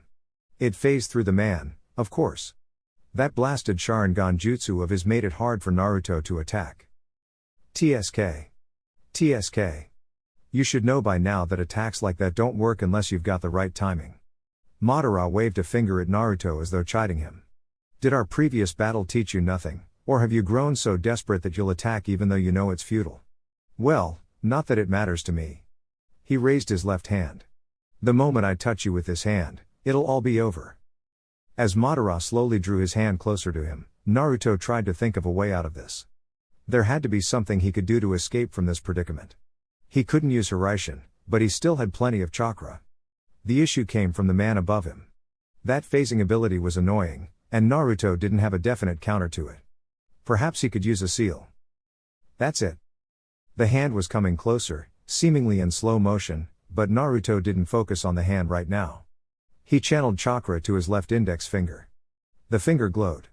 Slowly, so as not to attract attention, Naruto began writing a seal beneath his body, hidden away where Madara couldn't see it. His finger speed was quicker than Madara. He finished his seal and activated it seconds before Madara touched his head. Eh? Nothing happened. What is this? Madara touched his head again. Nothing happened. Grinning, Naruto kicked Madara in the face. Unlike the last time when his attack went through the man, this time, the one calling himself Madara received the shock of his life. Naruto's foot slammed into his face with the force of an angry god.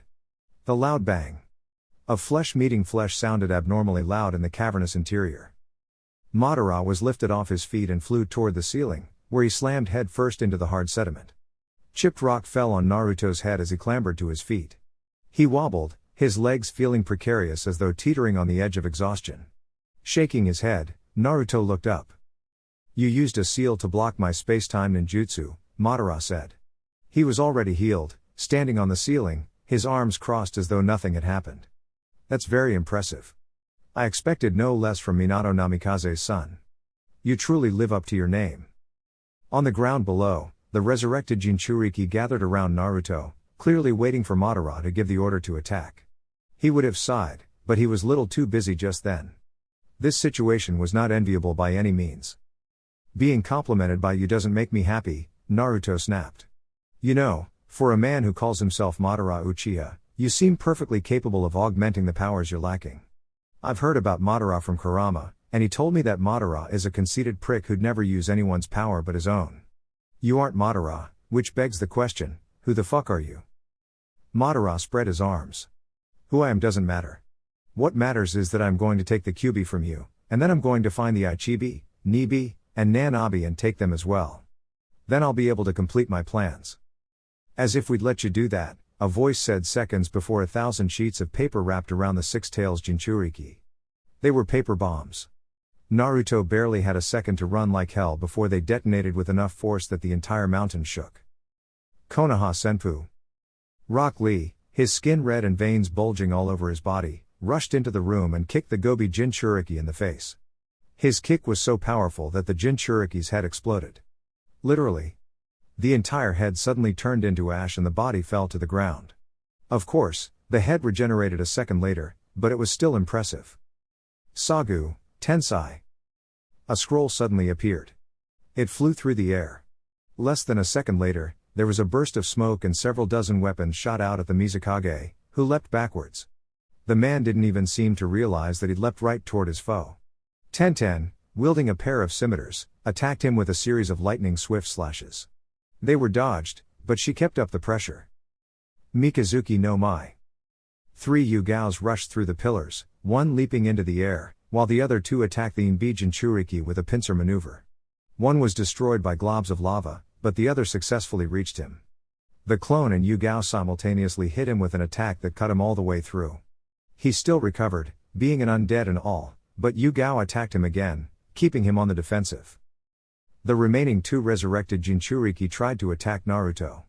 Killer Bee sprouted several octopus tails and attempted to hit Naruto with them, while the man wearing red armor sent several compressed bursts of steam at him. A wall of paper blocked both attacks, appearing before Naruto as a multi-layered shield.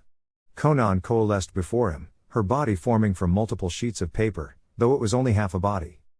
Go after Madara, she said. Myself and the others will deal with these 5. Naruto nodded. I understand. Thank you. After leaping onto a pillar, Naruto ran up it, defying gravity. His chakra shroud, which had been deactivated thanks to Madara, reactivated with a burst of golden luminescence. He threw himself at Madara, who reacted with admirable swiftness. Shinra Tensei. That won't work on me, Naruto shouted as he made a clone and had it throw him out of the jutsu's path. The clone vanished, destroyed, but it had served its purpose. 3 chakra claws sprouted from his back. A different Rasengan formed on each one, Fuuten Rasen Shuriken, Ranten Rasen Shuriken, Hyoton Rasen Shuriken. The first one to reach Madara was the Hyoton one. Madara leapt away as the Rasen Shuriken struck the ceiling, freezing it over. While he was in mid-air, the Fuuten Rasen Shuriken attacked him, but he phased through it. He also phased through the Ranten Rasen Shuriken. He didn't see the chakra claws returning from behind him. NNNGG, Ga. Naruto grinned as Madara or whoever he was, became engulfed in a massive sphere of destruction. It wasn't until the sphere quickly expanded that he realized he may have a problem.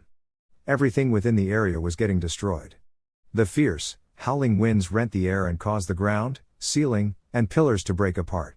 This wouldn't have been so bad, but everything was also getting sucked into a vortex that swirled around the sphere, which was growing larger by the second. His team, who'd still been fighting with the reanimated Jinchuriki, also became a part of this vortex. Well, fuck. Reacting with haste, Naruto launched all 9 chakra claws. 4 latched onto his teammates. The other 5 dug into the ground and pulled him down. This was harder than it looked. The ground kept getting ripped out and fed into the vortex. Naruto used his 5 claws to continuously pull himself further away from the sphere and destructive winds. Thanks to the power of his 2 jutsu, the walls of the mountain were destroyed. Naruto rushed outside with the others still caught in his grasp. When he was a suitable distance away, he set everyone down and turned around, watching as the mountain became engulfed in a massive dome of maelstromic energy. The chakra soon dispersed with a loud shriek. A shock wave flowed out from it, causing him and the others to raise their hands to their face. The shock wave died down. Everyone lowered their arms and looked at the mountain. Except there was no mountain. All that remained was a crater. That was a seriously powerful jutsu, Tenten said. Yosh! Rock Lee shouted. Naruto-kun's flames of youth are so powerful he can destroy mountains. I must train so that I can destroy mountains, too. Yeah. Sure. Whatever. I had no idea you had such a destructive ninjutsu, Yugao mumbled. If we're being honest here, neither did I. Shrugging, Naruto continued to frown at the scene. He was forgetting something, or rather, someone. Where's Neji? I'm right here, a voice said behind them. Everyone turned around. Neji was walking over to them, scratches and lacerations covering his body. Despite this, he looked none the worse for wear. Being dragged behind him by a giant snake tail was. Is that Kabuto? Asked Naruto. Yes, Neji said. Huh? Scratching his head, Naruto frowned. I completely forgot about him. What's he doing here? He's apparently the one who resurrected all of these shinobi, Neji said. I didn't kill him because he said his death wouldn't break the jutsu. He could have been lying, but I thought it would be better to be safe than sorry. Good call, Naruto agreed. Do you think Madara is dead? Asked Konan. Naruto tilted his head. I can't see him surviving that. Don't know about those reanimated Jinchuriki, though. Maybe we should confirm whether or not he's gone? Yugao suggested. Opening his mouth to say that was a good idea, Naruto was unprepared for the sudden pain that speared his back. It was as if someone pierced him with a spear. His world vanished as it was overridden with pain. He thought he heard someone scream, but he couldn't be sure. Everything sounded as if it was coming from across a vast distance. His last thoughts were trying to figure out what had happened. And then he was in a familiar chamber, staring down a familiar furred face. Kurama, aka the QB, looked down at him with a grin. It looks like you got careless, brat. Naruto frowned. What do you mean? Flicking his tails with a lazy swish, Kurama rested his head on his hands. I mean that fake Madara just stabbed you in the back. Honestly, how could you let yourself be surprised like that? Aren't you supposed to be the master of surprise? Huh? So that's what happened. Looking down at his hands, Naruto narrowed his eyes and looked back at Kurama. Am I going to die? Don't be stupid. Kurama snorted. An injury of this level isn't going to kill you. That said, you should pray that you wake up soon. Your friends are fighting in your place, but even 5-on-1, they're not match for that faker.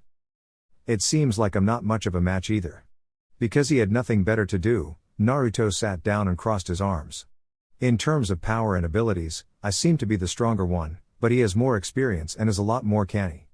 The biggest issue is that phasing ability of his. You should create a seal that can negate it. Create a seal.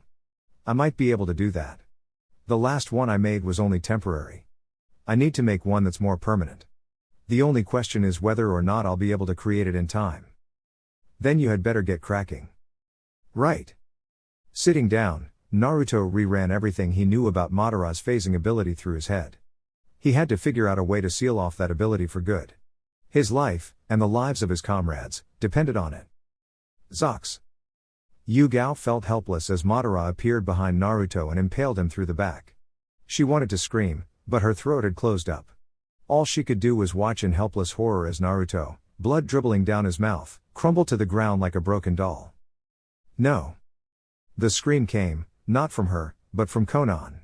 With tears leaking from her eyes, the woman summoned mass amounts of paper and sent it hurtling at Madara. Of course, the paper merely phased through him, but Konan didn't seem to care. Lee. Tenten, Neji shouted. Form up on me. Right. Yosh. While everyone was clearly shocked, they didn't let that get to them. Neji, Rock Lee, and Tenten rushed toward Madara. While Neji and Rock Lee attacked using taijutsu, Tenten played long-range support, unsealing what looked to be hundreds of kunai that she liberally hurled at their foe. Like Konan's paper, the kunai went straight through him. Do you really think your attacks will have any effect on me? Asked Madara as Rock Lee traveled straight through him after an unsuccessful spin kick. None of you have what it takes to.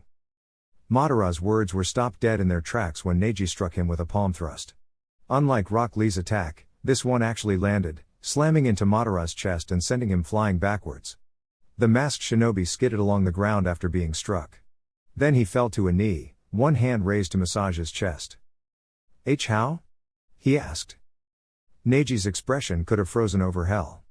I don't have to tell you how I managed to get past your phasing ability. Lee. Ten. On it. Youth. The three of them attacked in tandem once more.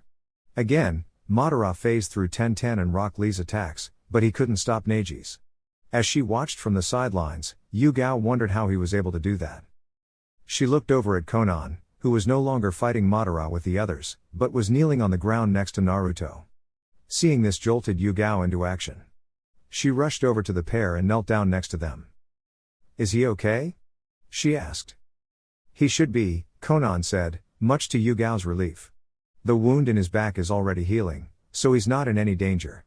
The only problem we have currently is Madara, Yugao said. Konan nodded. If he manages to get away from those three and attacks us, I'm not sure we'll be able to protect Naruto. She ran a hand through Naruto's hair. Madara's jutsu has one weakness. He can only make himself intangible for about 5 minutes. Neji seems to have found another weakness, which I'm guessing means he has discovered a way of disrupting Madara's space-time jutsu. He's probably using a variation of Shikoku Fun, Naruto said, opening his eyes with a groan. Naruto. Konan and Yugao said at the same time. Are you alright? Asked Yugao. Yeah. I'm fine, Naruto said. Listen, I have a way to defeat Madara, but I need your help. Zox. Neji and Rock Lee kept the pressure on Madara. Rock Lee would attack, then Neji would attack. While Rock Lee's attack generally went harmlessly through Madara, Neji's always hit, and the results were that Madara would get sent reeling. While they worked together, Ten remained in the back, providing long-range support by hurling several kunai at Madara. The kunai didn't damage him. However, the added variable helped keep Madara from realizing how Neji was disrupting his space-time jutsu. Thanks to his Byakugan, Neji already knew that Naruto was up and ready to start fighting. He didn't know what Naruto had planned, but he could see their leader speaking with Konan and Yugao, so he knew that Naruto was planning something. Right now, his job was to distract Madara. Keep the man's attention on him until Naruto was ready. Haki Hasengeki. Konoha Senpu. Neji thrust his palm at Madara. A powerful wave of chakra emitted from the palm. Concealed within the chakra, hidden so well even a Sharingan would miss it, was a small seal that disrupted Madara's technique. As Madara stumbled back, Rock Lee slammed into him with a powerful spin kick that sent the man skidding backwards. Neji smiled when Madara stared at Rock Lee in shock. Sashoryu.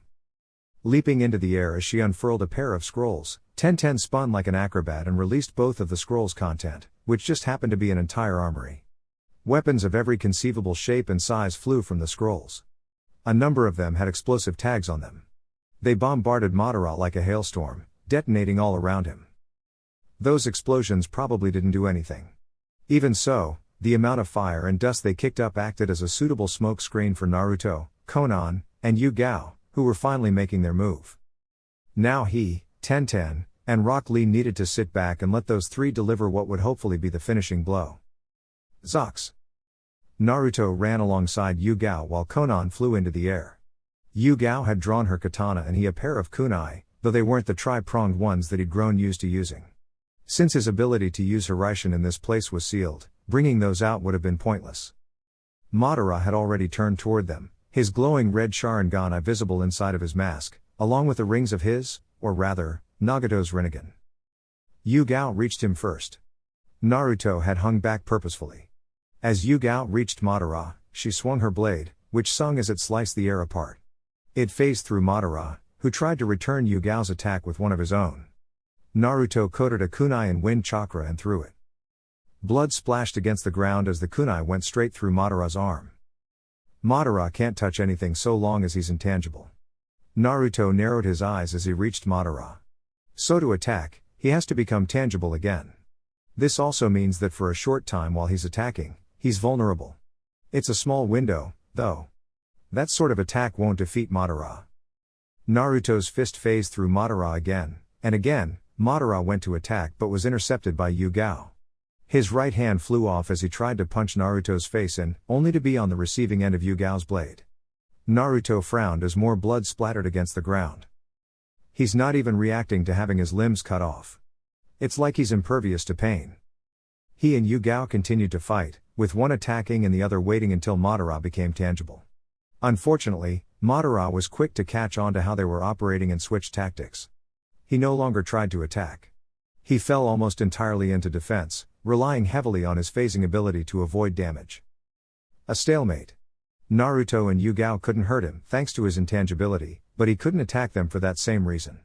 What's more, he seemed to have learned from their previous fight. He never used his intangibility for 5 minutes. When he was about to reach that limit, he shut the ability off and used the Mogura Tataki no Jutsu to hide underground and appear somewhere else. His cunning combination kept Naruto and Yugao from landing a solid hit. It was definitely a good thing that they were only a distraction. High above them, Konoha ran through a gauntlet of hand seals. The jutsu that Naruto had showed her was one that could be used by anyone, but thanks to her paper jutsu, it worked best with her. The only issue would be keeping the enemy still. Fortunately, Naruto had already created several clones who were working on a jutsu that would keep Madara from moving. The only thing left to do was maneuver his tricky foe to that location. Naruto and Yugao kept up the pressure. They forced Madara to move to a place of their choosing by using Sage Mode to sense him and predict where he would move. When he finally reached the spot, a small circle exactly 6 meters wide, the 12 shadow clones finished their preparations and slammed their hands onto the seal they had created. "What is this?" demanded Madara as he found himself trapped by a dome of chakra. "This is your end," Naruto said seconds before a large swarm of paper covered in seals descended. Madara tried to phase through the paper as it smacked into him, but the seals activated and kept him from doing so. He shouted as his body became covered in seals. Inch by inch, his body disappeared as thousands of paper sheets wrapped around his body. In as little as 5 seconds, Madara Uchiha, or the person who called himself that, became completely immobilized. Fuuten, Rasengan. Slamming a Rasengan into the now incapable Madara's chest, Naruto had the distinct satisfaction of returning the favor dealt to him. The shinobi's entire chest was ground away, and because he was immobilized by seals, he could do nothing about it. Madara fell to the ground. Half his chest was missing. Somehow, he was still alive. Naruto stared at the hole in Madara's chest. That should have killed him. Is he immortal? What should we do? Asked Yugao as Konoha descended to the ground. We'll take him with us, Naruto decided. If we can't kill him, then we can at least imprison him. Maybe the higher-ups will figure out what to do with him. Turning to face everyone, Naruto grinned. All right, people. Let's grab Kakashi and Sakura and head off. Naruto received a chorus of hi from his comrades. Zox. After reuniting with Kakashi and Sakura, and subsequently breaking Itachi out of Kabuto's control via Naruto regurgitating a crow, the group proceeded to leave Mountain's graveyard with their 2 prisoners in tow. The first order of business was having Itachi force Kabuto into releasing the impure world resurrection technique. This resulted in Itachi also disappearing. Naruto had the feeling that Itachi didn't want to be in this world anymore anyway, since Sasuke had died. After that, Naruto had their air unit contact the allied shinobi forces and tell them that they had completed their mission. They received orders to head for the main base on the warfront. While it was called the main base because that was where Gaara was stationed, the truth was that there wasn't anything base-worthy there. It was just the place where Gaara headed up the main force. Naruto and the others were greeted by Gaara and his entourage upon arrival, though he received several looks when everyone saw the unconscious Kabuto and the papered-up Madara. Naruto, I'm glad your mission was a success, Gaara said. Naruto grinned. It turned out even better than I expected. Not only did we destroy the base making clones, but we captured both Kabuto and the one calling himself Madara Uchiha. So that's why all of the reincarnated shinobi suddenly disappeared, Gaara said. I hope you'll inform me of what happened during the debriefing. Of course. There wasn't anything for Naruto or his team to do. After the impure world resurrection was released, the allied shinobi nations had a much easier time defeating the White Zetsu army. Since his aid wasn't needed, Naruto and his team were left to relax in the large tent that had been built at the main base. Naruto was sitting in a chair, arms crossed. Kakashi, Neji, Tenten, and Rock Lee had disappeared. He didn't know where the latter 3 were, but he assumed Kakashi was reading porn.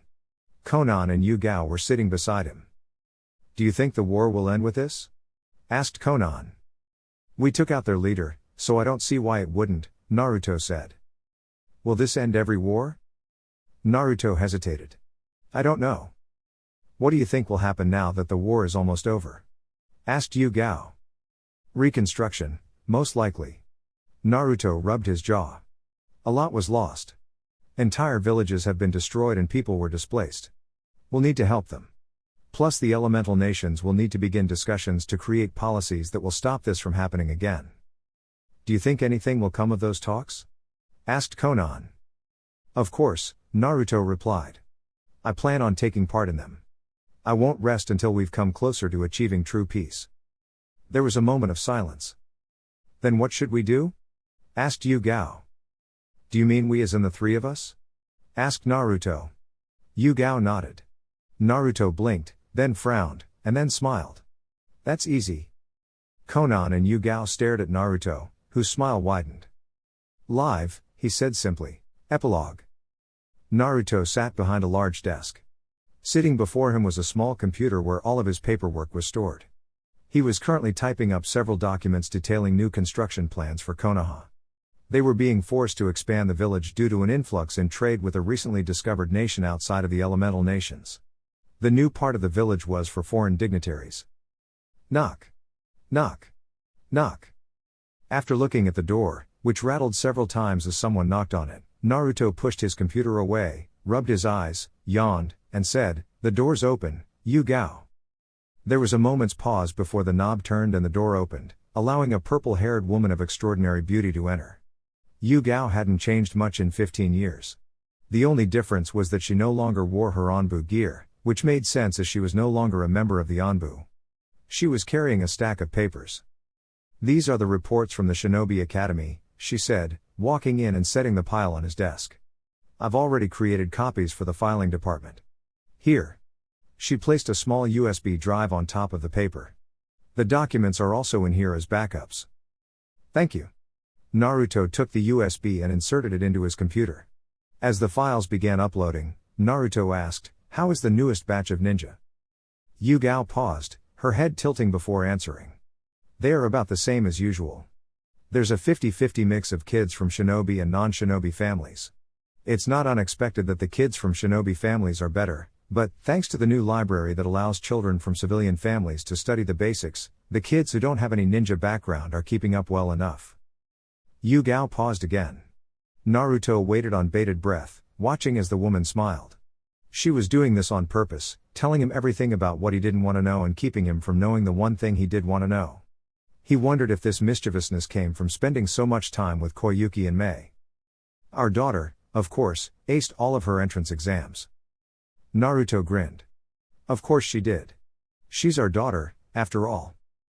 It had been 10 years since Naruto became Hokage. Having been inaugurated at 19 years of age, he was the youngest person to ever hold the position. Several changes had taken place after his inauguration. The first was that no children under the age of 13 was allowed to enter the Ninja Academy.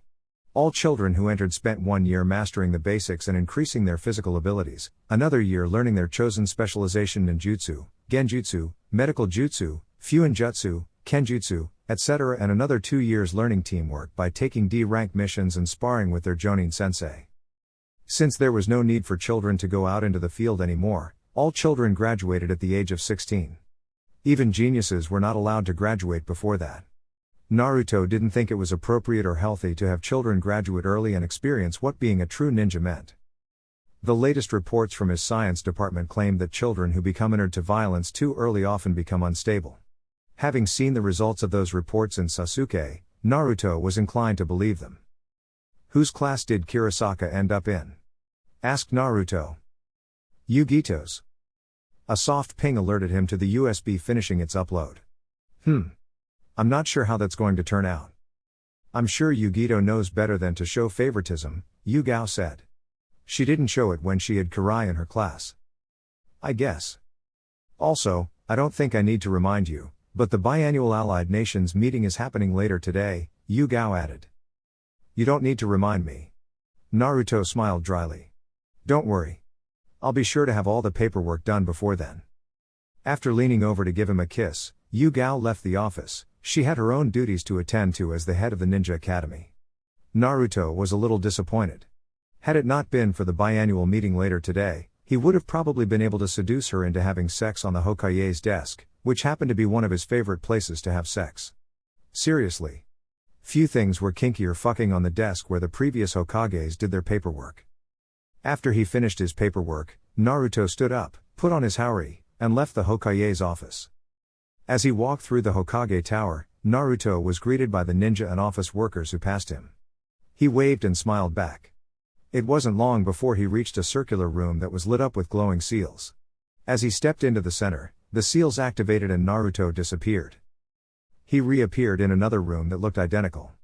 Walking out revealed that he was no longer in the Hokage tower. Several guards stood waiting for him, their uniforms featuring a long black jacket over a tan flak jacket. Their headbands bore the symbol of the Allied Nations. "Lord Hokage," one of them greeted. "Please allow us to escort you to the meeting room." "Thank you." The meeting room was a large, circular room built within a massive tower located in the heart of the Elemental Nations. Several windows offered a beautiful view of the cityscape. A round table sat in the center of this room. There were a number of people already present. "Naruto." Koyuki leapt from her seat and greeted him with her usual enthusiasm. She was wearing a mauve dress that gave her the refined air of a ruler. Her long blue hair curled at the end. The only makeup she wore was lipstick, which meant her natural beauty was visible for all to see. Konan, who stood up seconds later and with a much calmer disposition, greeted him in a less rambunctious manner. In other words, she didn't use her tongue when they kissed. "It's good to see that you're actually punctual this time." "Don't say that like I'm not usually punctual," Naruto said with a pout. He surreptitiously wiped the lipstick from his mouth while Koyuki quickly reapplied hers. "Last time I ran late because Kurai had painted the Hokage monument." "That sounds familiar for some reason," Koyuki teased. Konan smiled. "Can't imagine why." "Yeah." Naruto grinned as he swiped his nose. "He takes after his old man." "I hope that doesn't mean our world is doomed," Gaara said with a smile. He was sitting on the opposite side of the table, next to the leaders of Claw and Fang country. "Not doomed," Naruto corrected. "Just in trouble." "How are the kids?" "They are doing well," Gaara said calmly. "They've been asking me about when Uncle Naruto will visit them next." He frowned. "I'm not sure what you did to make my children love you so much, but you're all they talk about." The mischievous smile Naruto wore was the kind he gave everyone when he had a secret. "I couldn't say." "I'm sure," Gaara said. Gaara looked more or less the same as he always had. He was a little older, his face a little more mature. His Kazekage robe suited him well. Outside of Mei, Konan, and Koyuki, he was Naruto's staunchest supporter. It had been, thanks to their combined efforts, that the Allied Nations had become what it was today. Naruto took his place between Konan and Koyuki. They conversed about non-work related subjects, namely about their kids. Yahiko and Nagato were both with their nannies, since they weren't old enough to be left alone. Naruto had once offered to use shadow clones, but Konan had rebutted that decision by asking him what would happen if his clones accidentally dispelled, which was her way of saying that he was clumsy. Sasetsu was in his final year at the Ninja Academy in the Land of Spring. Like all of his kids, Naruto had taken to training their son personally when he had time. Sasetsu excelled at Hyotan-based ninjutsu and kenjutsu. "He'll be taking his graduation test soon," Koyuki was saying. "I'll have everyone take some time off from our duties so we can watch the graduation," Naruto said. "We'll surprise him by having the whole family get together." Koyuki's grin matched his. "That would be nice." Speaking of the whole family getting together, Konan began, "What time should we head over for dinner tonight?" Naruto crossed his arms and tilted his head as more people arrived. Mei walked in and noticed them. She waved, but since there were so many people now, she couldn't walk over and begin chatting. "How about we just pick up the kids and head over right after this meeting?" "Can't," Koyuki said. "I still have some work that I need to finish. And I need to file some papers in Amigakure," Konan added. "Unfortunate," Naruto sighed. "Looks like I'll be traveling alone." Soon after they finished their conversation, the meeting started. Naruto leaned back in his chair as the order, Old Man Mifune, began the meeting by presenting the daily reports on all of the Allied Nations' assets and revenue. It was going to be a long meeting. Zox. Naruto arrived home later that evening. He hung up his haori on the coat hanger by the door, then did the same with his Hokage hat. Walking further inside, Naruto wondered where his family was, until he heard the sounds of combat coming from the backyard. Entering the backyard through the sliding door in the kitchen, Naruto found Yugito and Yugao watching two of their children as they spar. With her long hair unbraided and descending past her shoulders, Yugito studied their kids with a keen eye as she held Daru against her hip. Their youngest child was only 6 months old. He couldn't even speak yet. Grinning, Naruto began to stealthily sneak up behind her in a ninja-like manner. "I hope you're not trying to sneak up on me," Yugito said. Naruto paused. His hands, which had been raised to block her eyes, stopped. Daru looked at him with big, cobalt eyes, as though wondering why he had stopped moving. "Of course not," Naruto said at last, lowering his arms. "That wasn't a very smooth save," Yugao told him. "I don't know what you're talking about." Walking to stand beside Yugito, he placed a kiss on his wife's cheek and ruffled Daru's blonde hair. The little one gave him a toothless smile. Grinning in return, Naruto turned to look at his other two kids, who were locked in an intense sparring match. "Kurosaka has improved a lot." "Kirai is still better, though," Yugito said. "He's also older and stronger," Naruto said. "Kurosaka has flexibility on her side," Yugao interjected. "However, we haven't started teaching her anything too complicated." Naruto spent another minute watching Kirai and Kurosaka spar. Being older and a boy, Kirai was a lot bigger than Kurosaka. He was taller than Naruto was at that age. His wives often joked that it was because he didn't eat ramen every day. By contrast, Kurosaka was about a head shorter than Naruto had been. While Kurosaka's hair was a light purple, Kirai's was pure blonde and looked like a giant-ass lightning bolt sitting on his head. Cupping a hand to his mouth, Naruto called out, "All right. That's enough, you two. You should get cleaned up. The rest of the family is all coming over. You don't want to be all stinky when your brothers and sisters arrive, do you?" "Ah. Dad." Kurosaka was the first to respond. She rushed and jumped at him, a purple-headed missile. Naruto caught her and spun so they wouldn't fall. "Were you watching us, Dad? Did you see? I'm getting stronger. You saw, right? You did." Chuckling as he rubbed her head, Naruto said, "I did see. You're getting much better. You'll only continue to improve now that you've entered the academy." "It's still not enough to beat me," Kirai said. Kurosaka responded by pulling down her eyelid and blowing him a raspberry. "You two should head for the shower. Everyone's coming over for dinner soon." "Right," Kirai said while Kurosaka responded with an enthusiastic, "Okay." The two entered the Namikaze estate, presumably heading for the bath. Naruto watched them go alongside Yugao and Yugito. "Kurosaka totally gets her personality from you," Yugao said. "I don't know," Naruto began, "was I that much of a chatterbox?" "Yes," she said. "So harsh." "We're also going to get cleaned up," Yugito said as she grabbed Yugao's arm and began pulling her along. Yugao and Yugito both went into the bathhouse. Since Naruto had already taken a bath at the Hokage Tower hours before the meeting, he didn't follow them.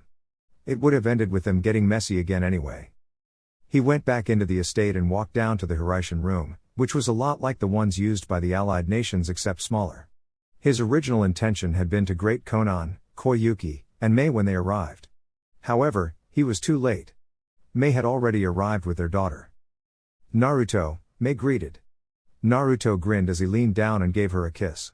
His lips lingered longer than was perhaps strictly necessary, which of course made their daughter wrinkle her nose. "You two are disgusting," the 5-year-old Kushina said. "Oh?" Naruto said, raising an eyebrow. "I guess that means you don't want kisses anymore, since they're so gross." "Humph." Kushina blushed and turned her head. "I didn't say you couldn't kiss me. I just said that you two are disgusting. You shouldn't stick your tongues in each other's mouths like that. Honestly, how shameless can you two be?" Naruto grinned while Mei giggled. Kushina pouted at them both, but she stopped when Naruto pushed her red hair from her forehead and kissed her.